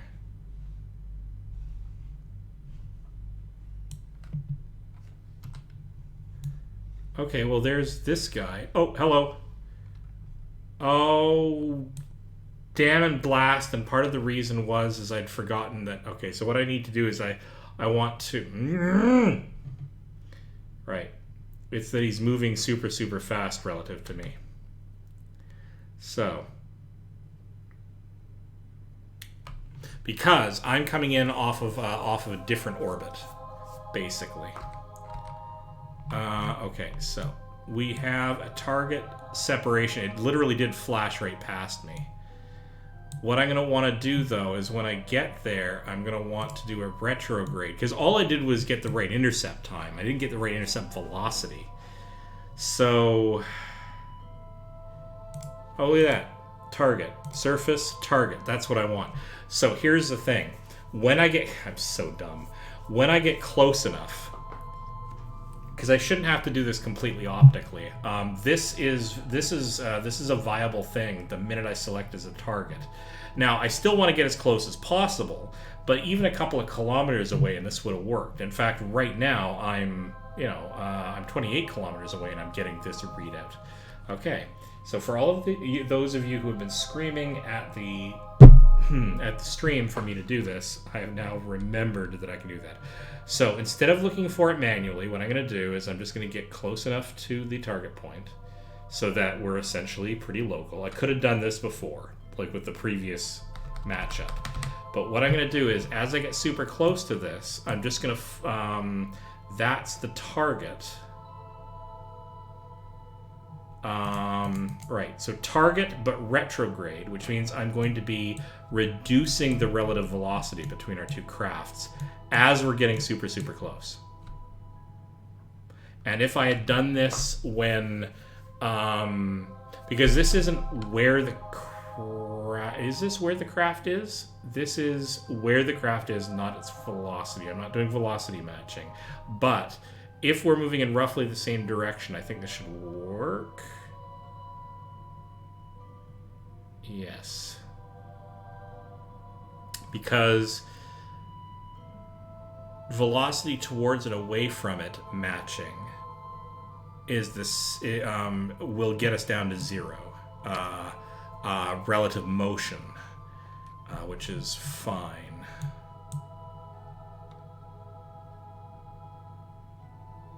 So, but really what you want to do is reduce this to 0 when you are really, really close. Because you don't want to end up at 0 velocity relative to it when you're far away.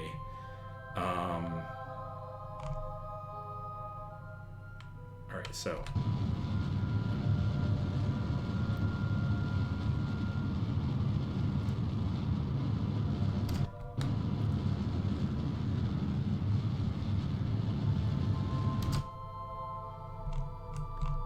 So, and then I can just a little bit of thrust. So we should be, I mean, pretty close to right on top of one another and 0 relative velocity. I'll be able to find them in a second.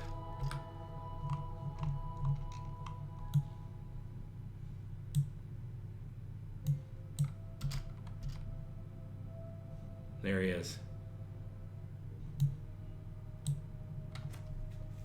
Now the marker ended up vanishing because I got to 0 meters per second, and then it just, I guess, unlocked the. If I go retrograde, no, he doesn't even register because our relative motion is so small that it's not showing up on my nav ball. I guess that's the implication. So I should be able to go EVA. Actually, hang on. Let's we are totally saving this now before I screw this up completely. So. Space is to let go.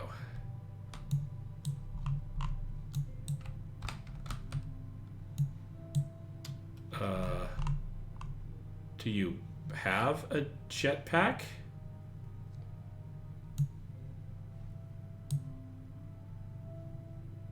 Oh my. That changes the calculus of this somewhat.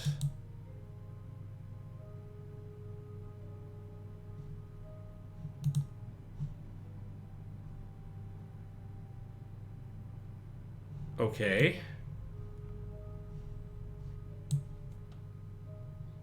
Because I can let go. Oh, that's a problem.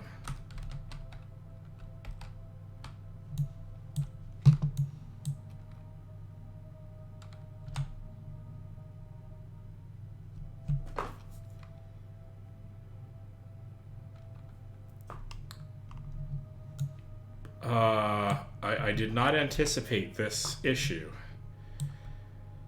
Okay,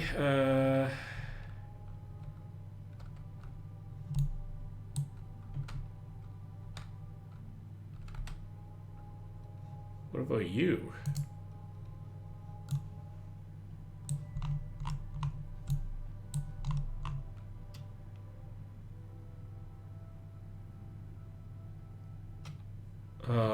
Okay.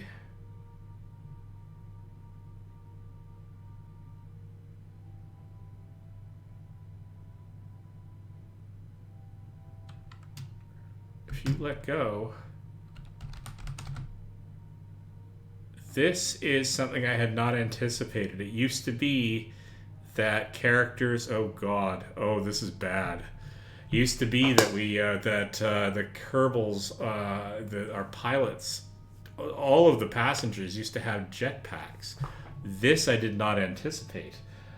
Okay.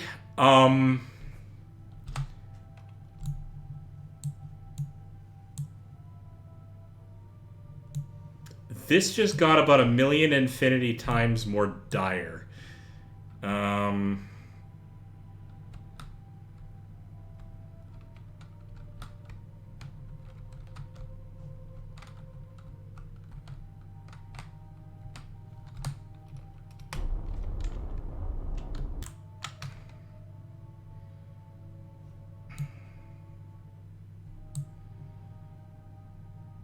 Okay, let me figure out how I'm going to do this. Because I don't think I can even realistically push off.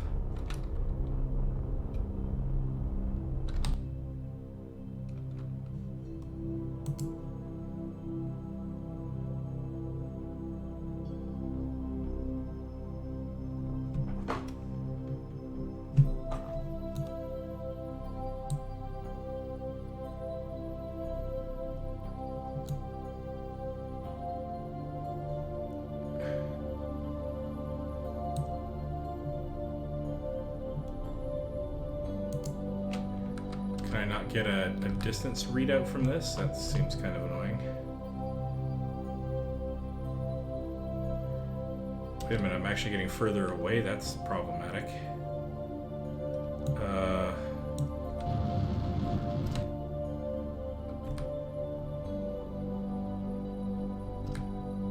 Okay, and retrograde, please.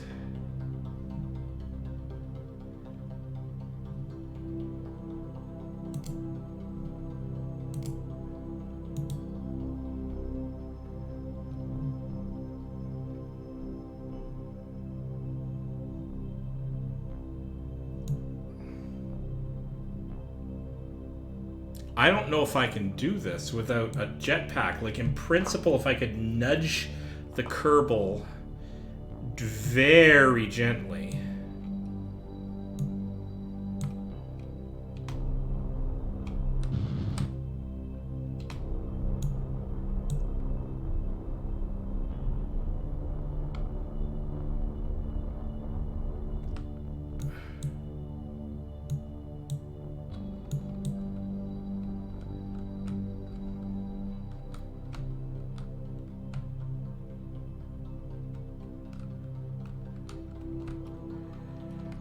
God.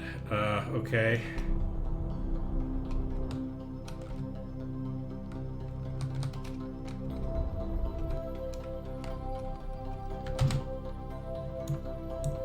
It's not what I want to be doing. I am messing this up because my brain is trying to solve the extremely weird problem.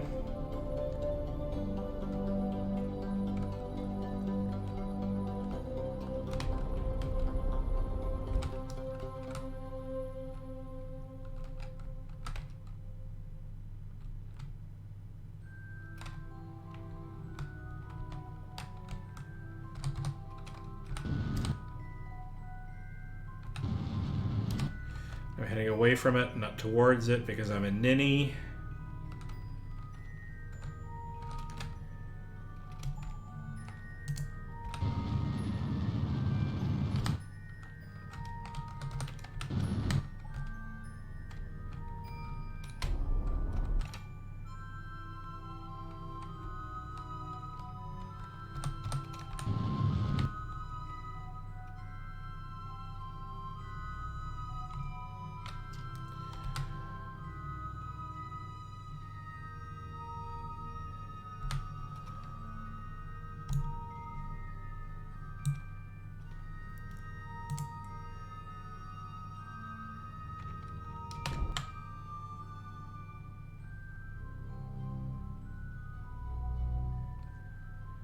Don't have maneuvering jets on this thing, which makes it even more difficult.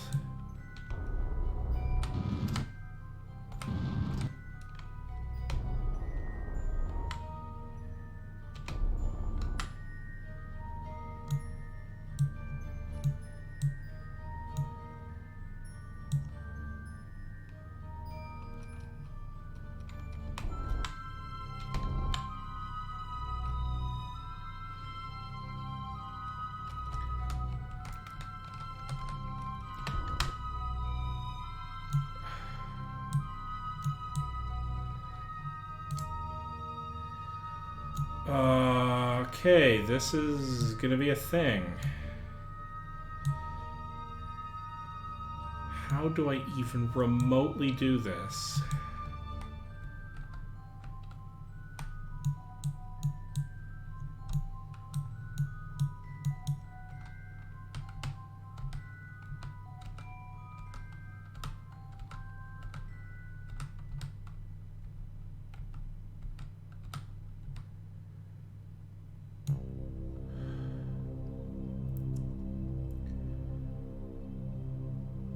This is insane.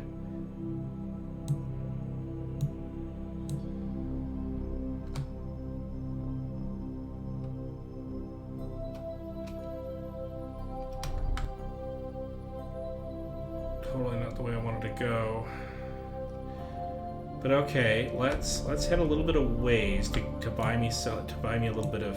Okay, so.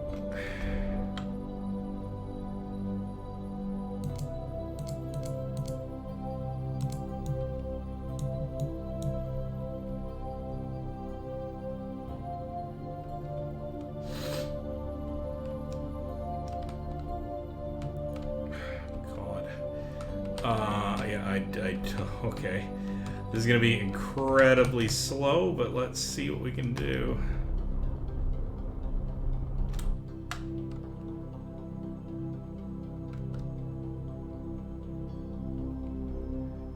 Okay, I'm going to come to a dead stop.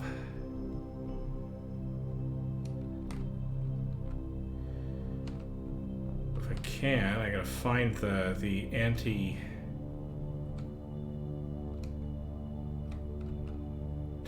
marker. Where is the anti-speed marker? Yeah, I'm going so slow that I no longer have it. Okay, that's less useful than you might think.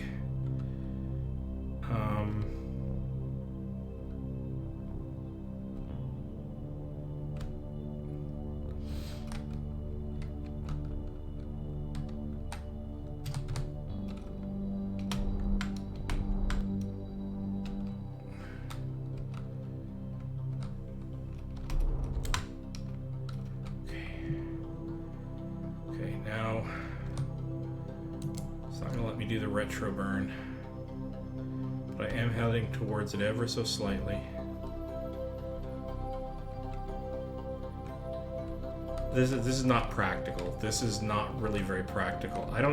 Frankly, I don't even know how I'd do it, even if I did have a jetpack on my guy. On Rainbow Dash, like even if Dashy had a jetpack.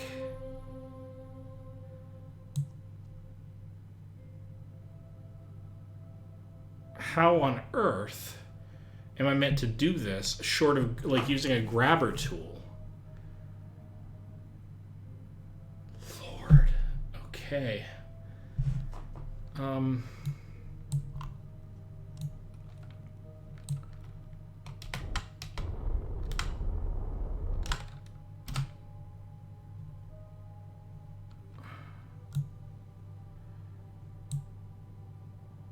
Well, I mean, there's no harm in me saving it here, so let's do a little bit of an experimentation. Can we do anything?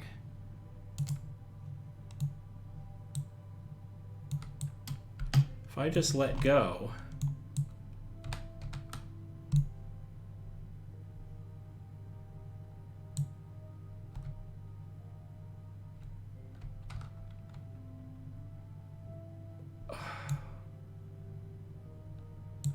I don't have maneuvering thrusters on this craft. So I can't sidle up to it with anything but the main engine. This would take me hours to figure out how to do. You know what? I'm going to abort this mission. Like, I'm not going to give up on the mission, but I'm going to take my craft back home with my tail between my legs and some lost booster to get up here. I am going to figure out how to bring a jetpack with me, or...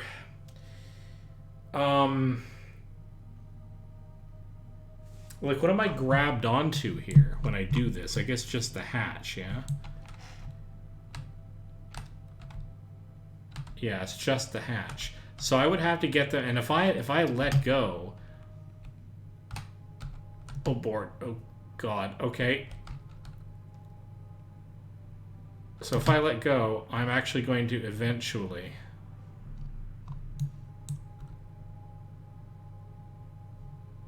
I'm importing tumbling speeds as I do that.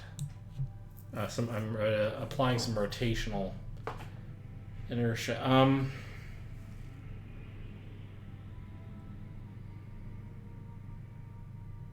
Okay. We can't do this. We can't do... I might be able to, if I'm really super careful, eventually swing it so this passes by this section of the craft exactly as you're nearby, and somehow I can get him to grab the right thing. To do that for all 3 Kerbals is going to take forever. And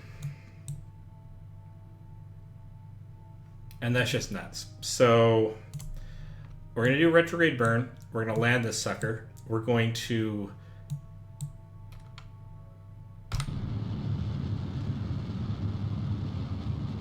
Yeah, we just cannot do that.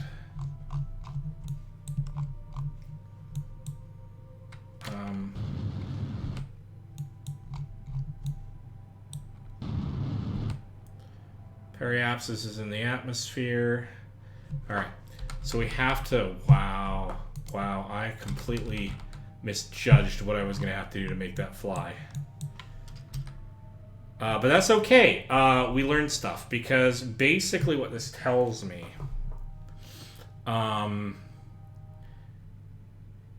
yeah... We need to find out where the jetpack is in the tree. So with a jetpack, at the very least, what I could do is a one Kerbal could let go, and the other one I could push around, right? Maybe. Alternatively, I could maybe weld the ships together, but I don't have the equipment for that. I don't have the grabber tool that I used to use in order to capture like asteroids and like you can use that to grab entire ships. Wow, okay. Several kinds of exciting going on here.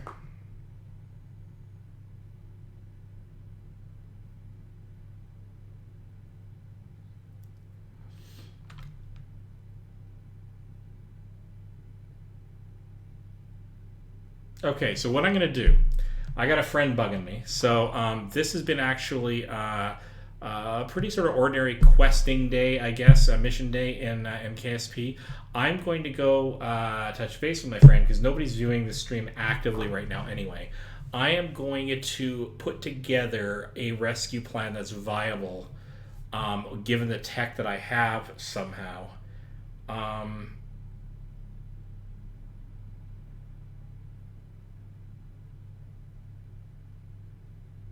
And I'm going to stop the stream and go talk to my friends for a bit, and then I will come back. I'll come back with a plan. I gotta have a plan.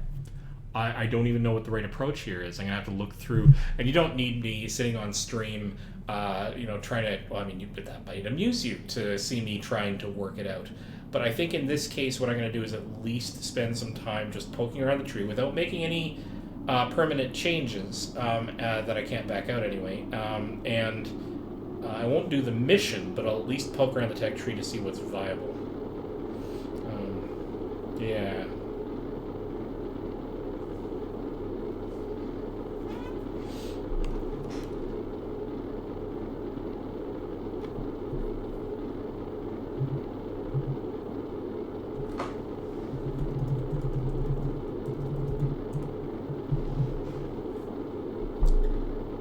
Amazing.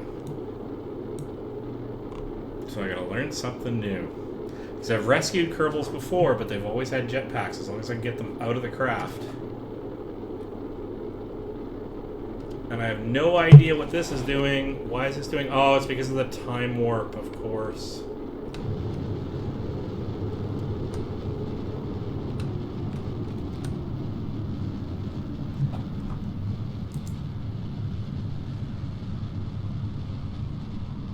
And now it's horribly confused, but it doesn't matter because I have enough liquid fuel to bleed off all this speed.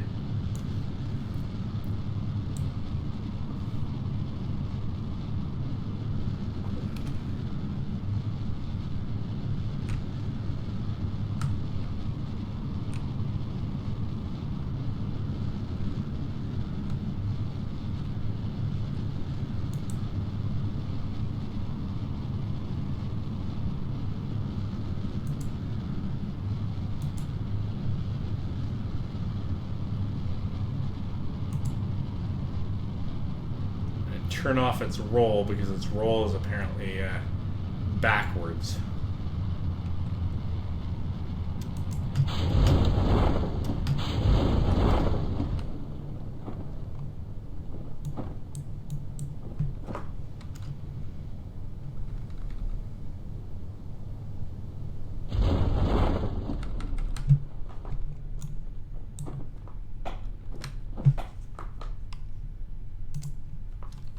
Okay, coming in.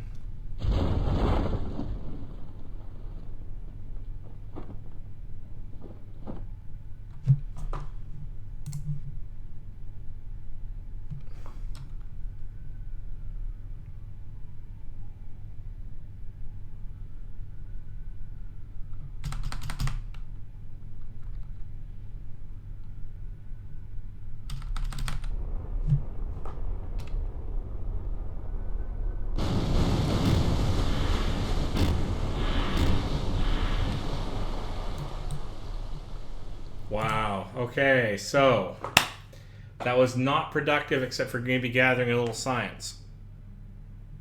And I didn't have a saved game right before it, otherwise I would have just reverted. So probably lost a little bit of money there, but I don't care. I now have a mission. I have to rescue. I'm going to rescue all 3 Kerbals at once. But I'm going to have to figure out how to do that. That's a problem.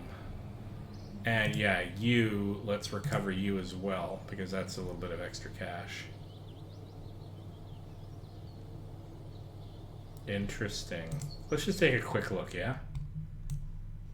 So, space exploration has work lamps, control station.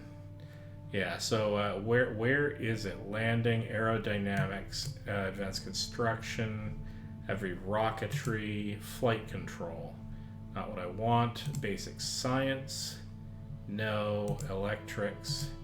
Miniaturization. EVA experiments. No. What I really want is a rocket pack. Thank you very much. Do I have anything that could be used for grabbing? Probably not, right? Some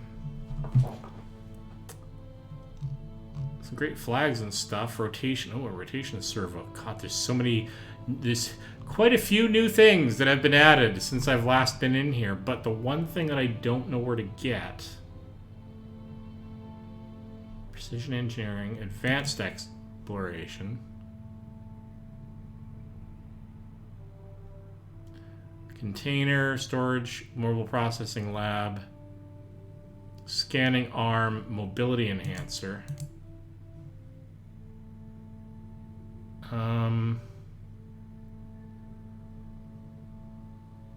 EVA repair kit. Broken parts that have suffered disassembly. That's great. I'm gonna love this when I start getting into that stuff. Okay, so I am probably going to need... I might need the thruster blocks to do RCS control, the maneuvering thrusters. I may need to, like, invest in this in order to be able to do this rescue. So is it actually something that I can add to my my crew before they go up, like their inventory before I go up? So if I were to go and open standard bicep, so let's load this.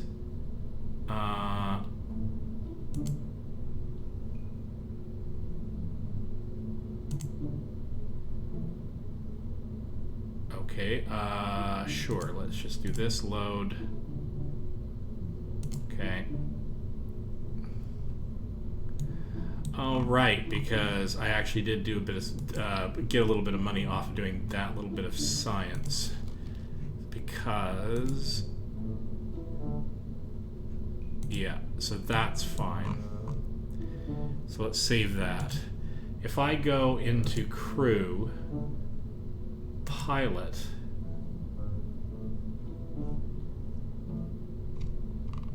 EVA suit selection, that's not really what I'm after. What I'm actually after is parts with crew capacity, actions, cargo. There we go.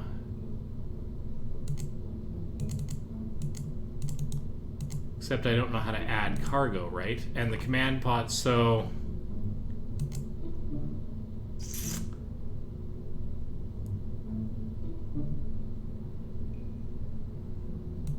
fascinating. I don't know how to do this. Enable advanced mode. Enable simple mode. Interesting. Oh, cargo bins. Here we go. EVA jetpack. There it is. And a personal parachute. So I could have myself, I could give myself a personal parachute. But I also want, so you are allowed to, so we are totally bringing that. Like, we just are. So that's kind of cool.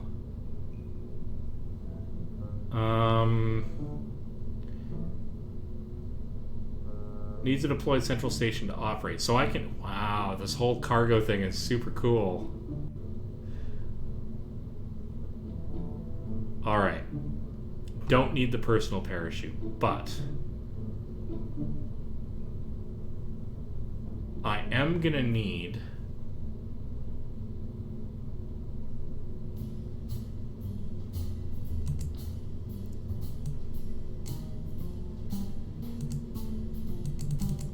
Can I not bring 2 jetpacks?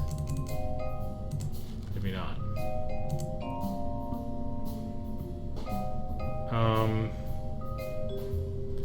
So that's how I get up there with him. But the thing is, if I'm allowed to bring... Oh, hello. So from a tonnage point of view,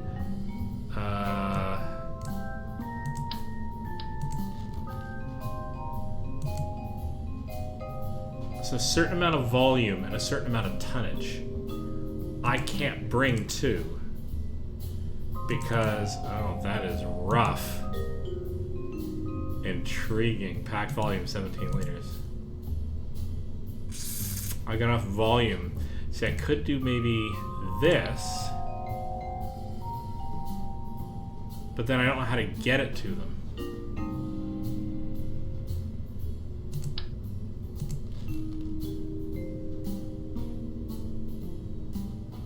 Okay, but what if I did this? What if I took 1 for each of these guys?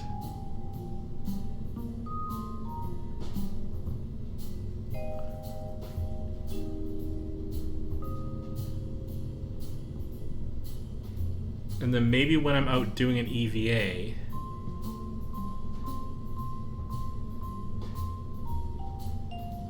I can hand one of these to one of them. I can give them one. I can take one out of the craft.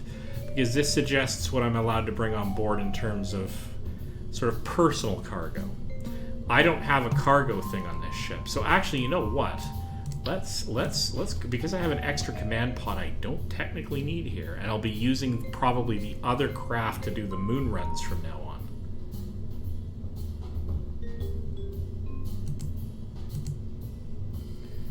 All right. We have a working theory here. This is really, really awkward because I want to be able to... Alright, we are going to move this down here.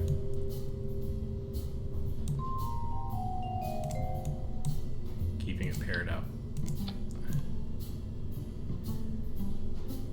We are going to then pop this off, pop this out. Completely, you're gone. Cargo. It's actually payload.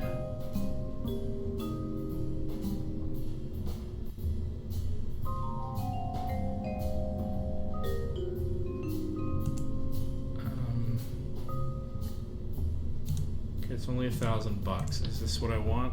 Could I do this?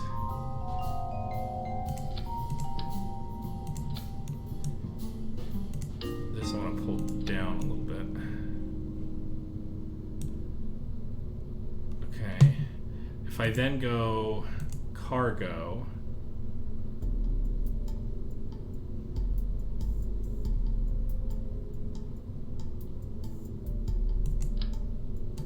I don't really understand what it means by placing this inside of inventories.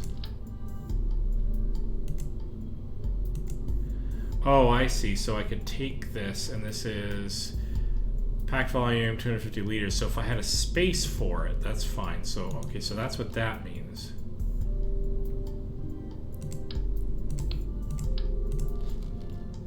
I need like a cargo bay.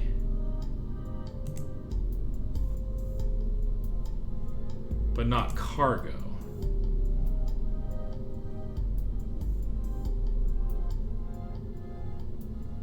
Command and control, structural, robotics, coupling.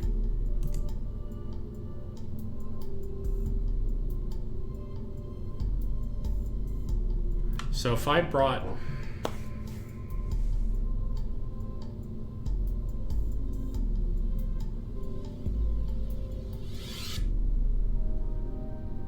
If I had an extra command module, see, what I need is another storage bin that's not person related, but maybe has better capacity. But maybe I don't have access to that yet. Like, this is a service bay, so this is a part that can be placed inside inventories, but what I really need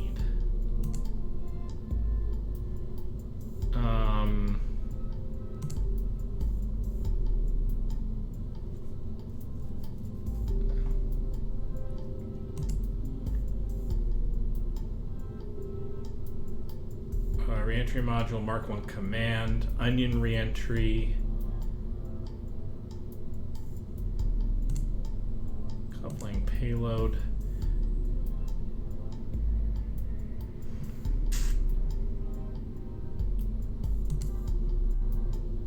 I'm not going to save that.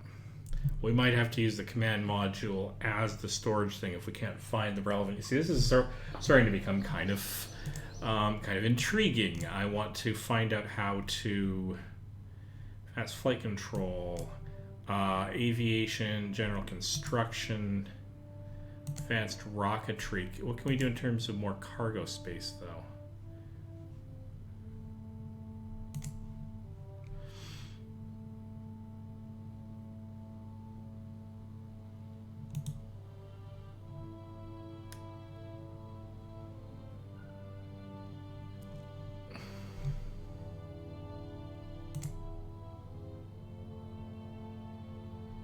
Aerodynamics, landing, advanced flight control, space exploration. Let's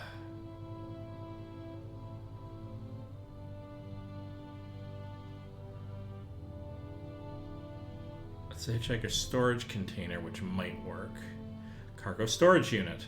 Keeps the expensive and delicate equipment our astronauts need to bring with them safely stored. Rigorous engineering shouldn't be 20% more effective than a picnic cooler.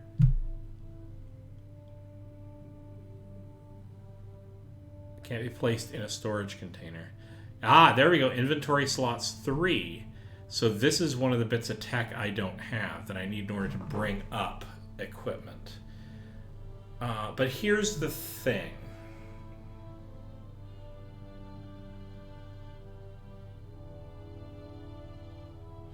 When I'm up there, the big thing is whether or not I can bring... I need to experiment a little bit with this. So what I need to figure out is whether or not I can pull equipment out of the spacecraft that's in storage. Like, I need to be able to bring an EVA pack to them. That would be the most sensible thing to be able to do. Okay, so here's what we're going to do. We got to test this out.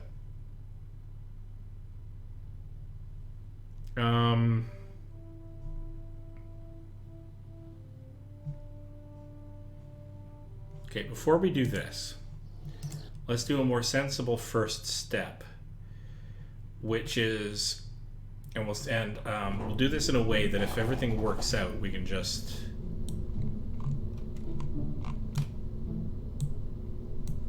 that's not what I intended.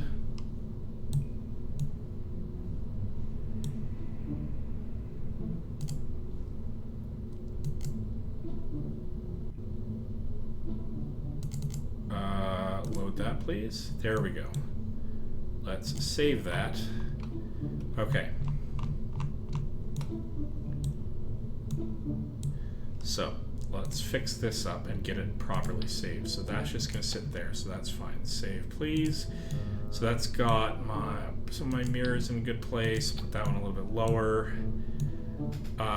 We got those two. We got the batteries. So that's fine. So what happens if I were to give...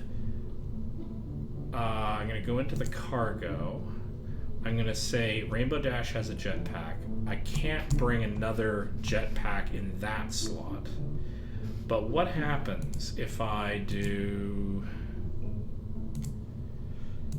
this in 3 of these slots, and I'll just leave an extra one empty in case that matters. And let's just launch. And when we get into orbit, we'll do an EVA just very quickly. Oh, unable to launch, that's fine because of the heat shield. So let's just fix that. So we gotta figure out this new cargo thing. All right, here we go. We're saved, we're gonna launch. This will just be a test launch. Well, if it works out, then maybe I can actually do the mission. But if this, what this test launch is gonna tell me is whether or not I can manipulate cargo when I'm in space. I suppose I could look this up online, or I could look it up in the Kerbalpedia or whatever it is. But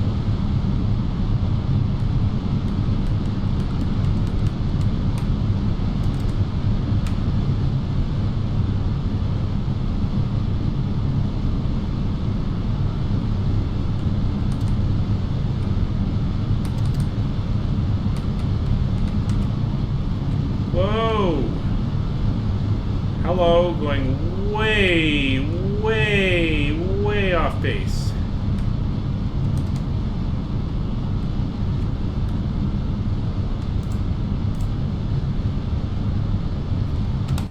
What if I just revert that flight? That's unsalvageable.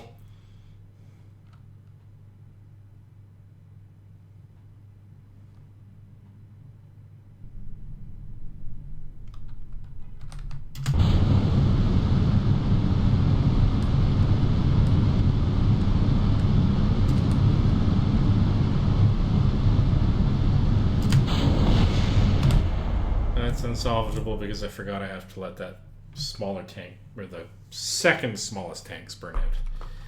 Jeez.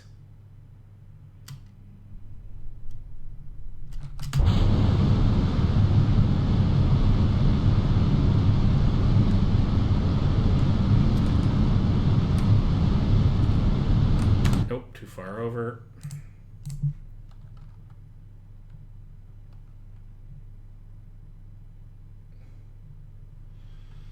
Well, no matter what, by the time I hit my 3-hour mark here, which is rapidly approaching, I will have learned something. Probably.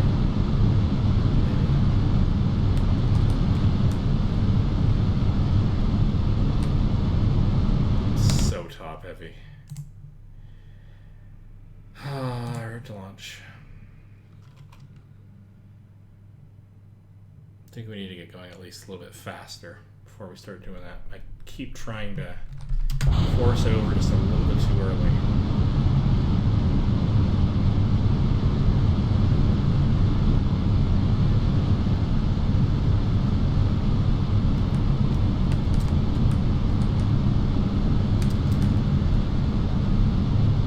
Can't hold it.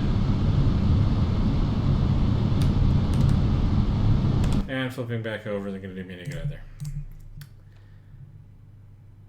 I think you're going to be happy when I retire this craft.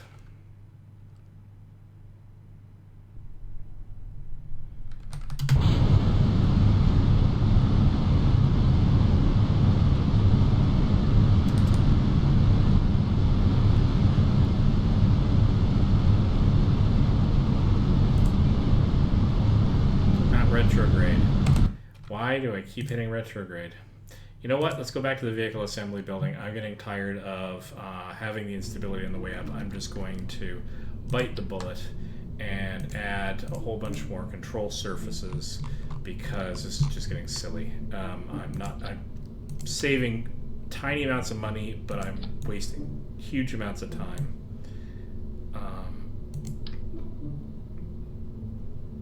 So there we go. This is being about 1,000,000 times easier to control. It's just not worth my time to save a couple extra pennies.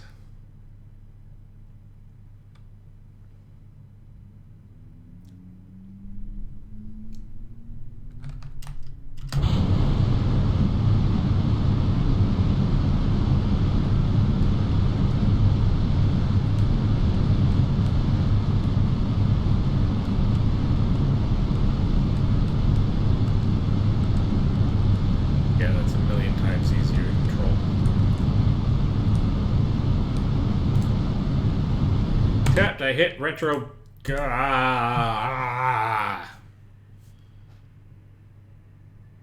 Sure, let's just crank over the wheel and point exactly back the way we just came. Because I'm a moron. Okay, I gotta remember to hit this one.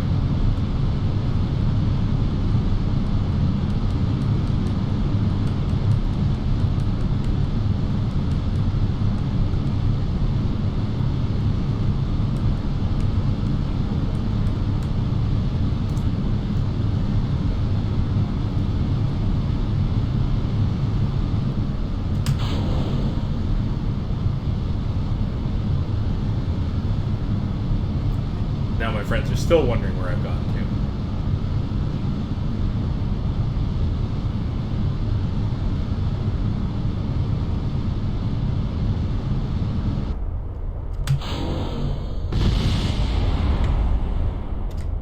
So, how are we doing on our ascent?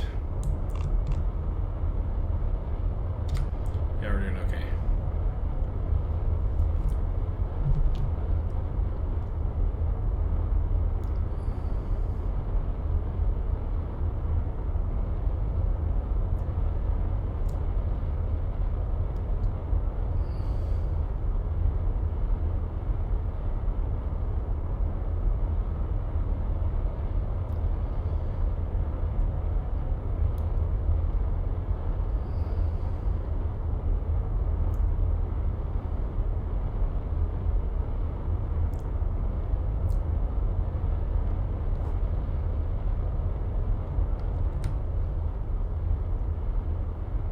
Yeah, this is actually a really good ascent.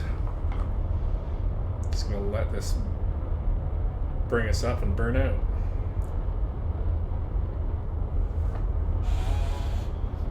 And none of you reminded me, none of you that are not in the chat room, that I have to fix up my staging.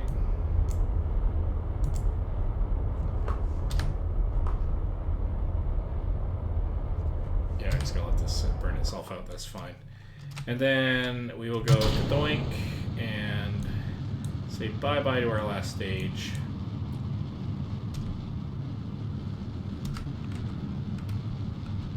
But let's flatten this way out. Actually, more to the point, let's get closer to apoapsis here.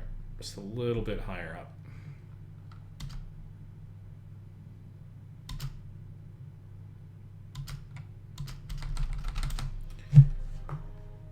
Oh, no, prograde, please.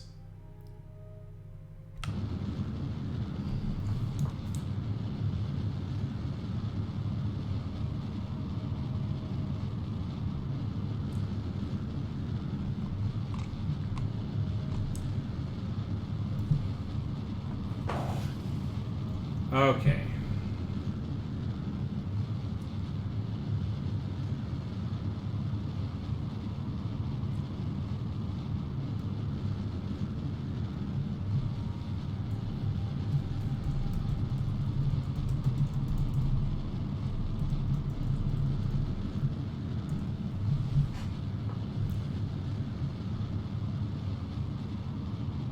So I am going to have to cut this stream off anyway, as I've got some friends bugging me. So...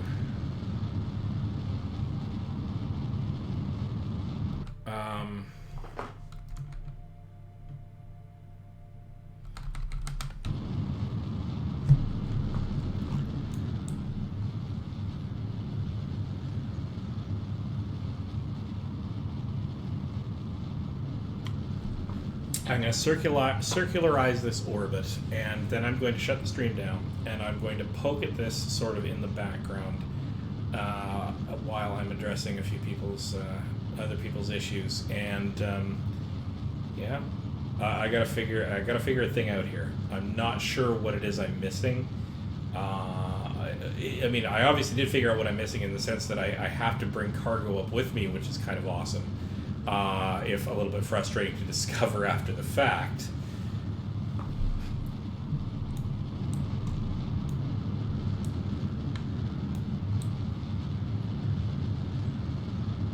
Here we go.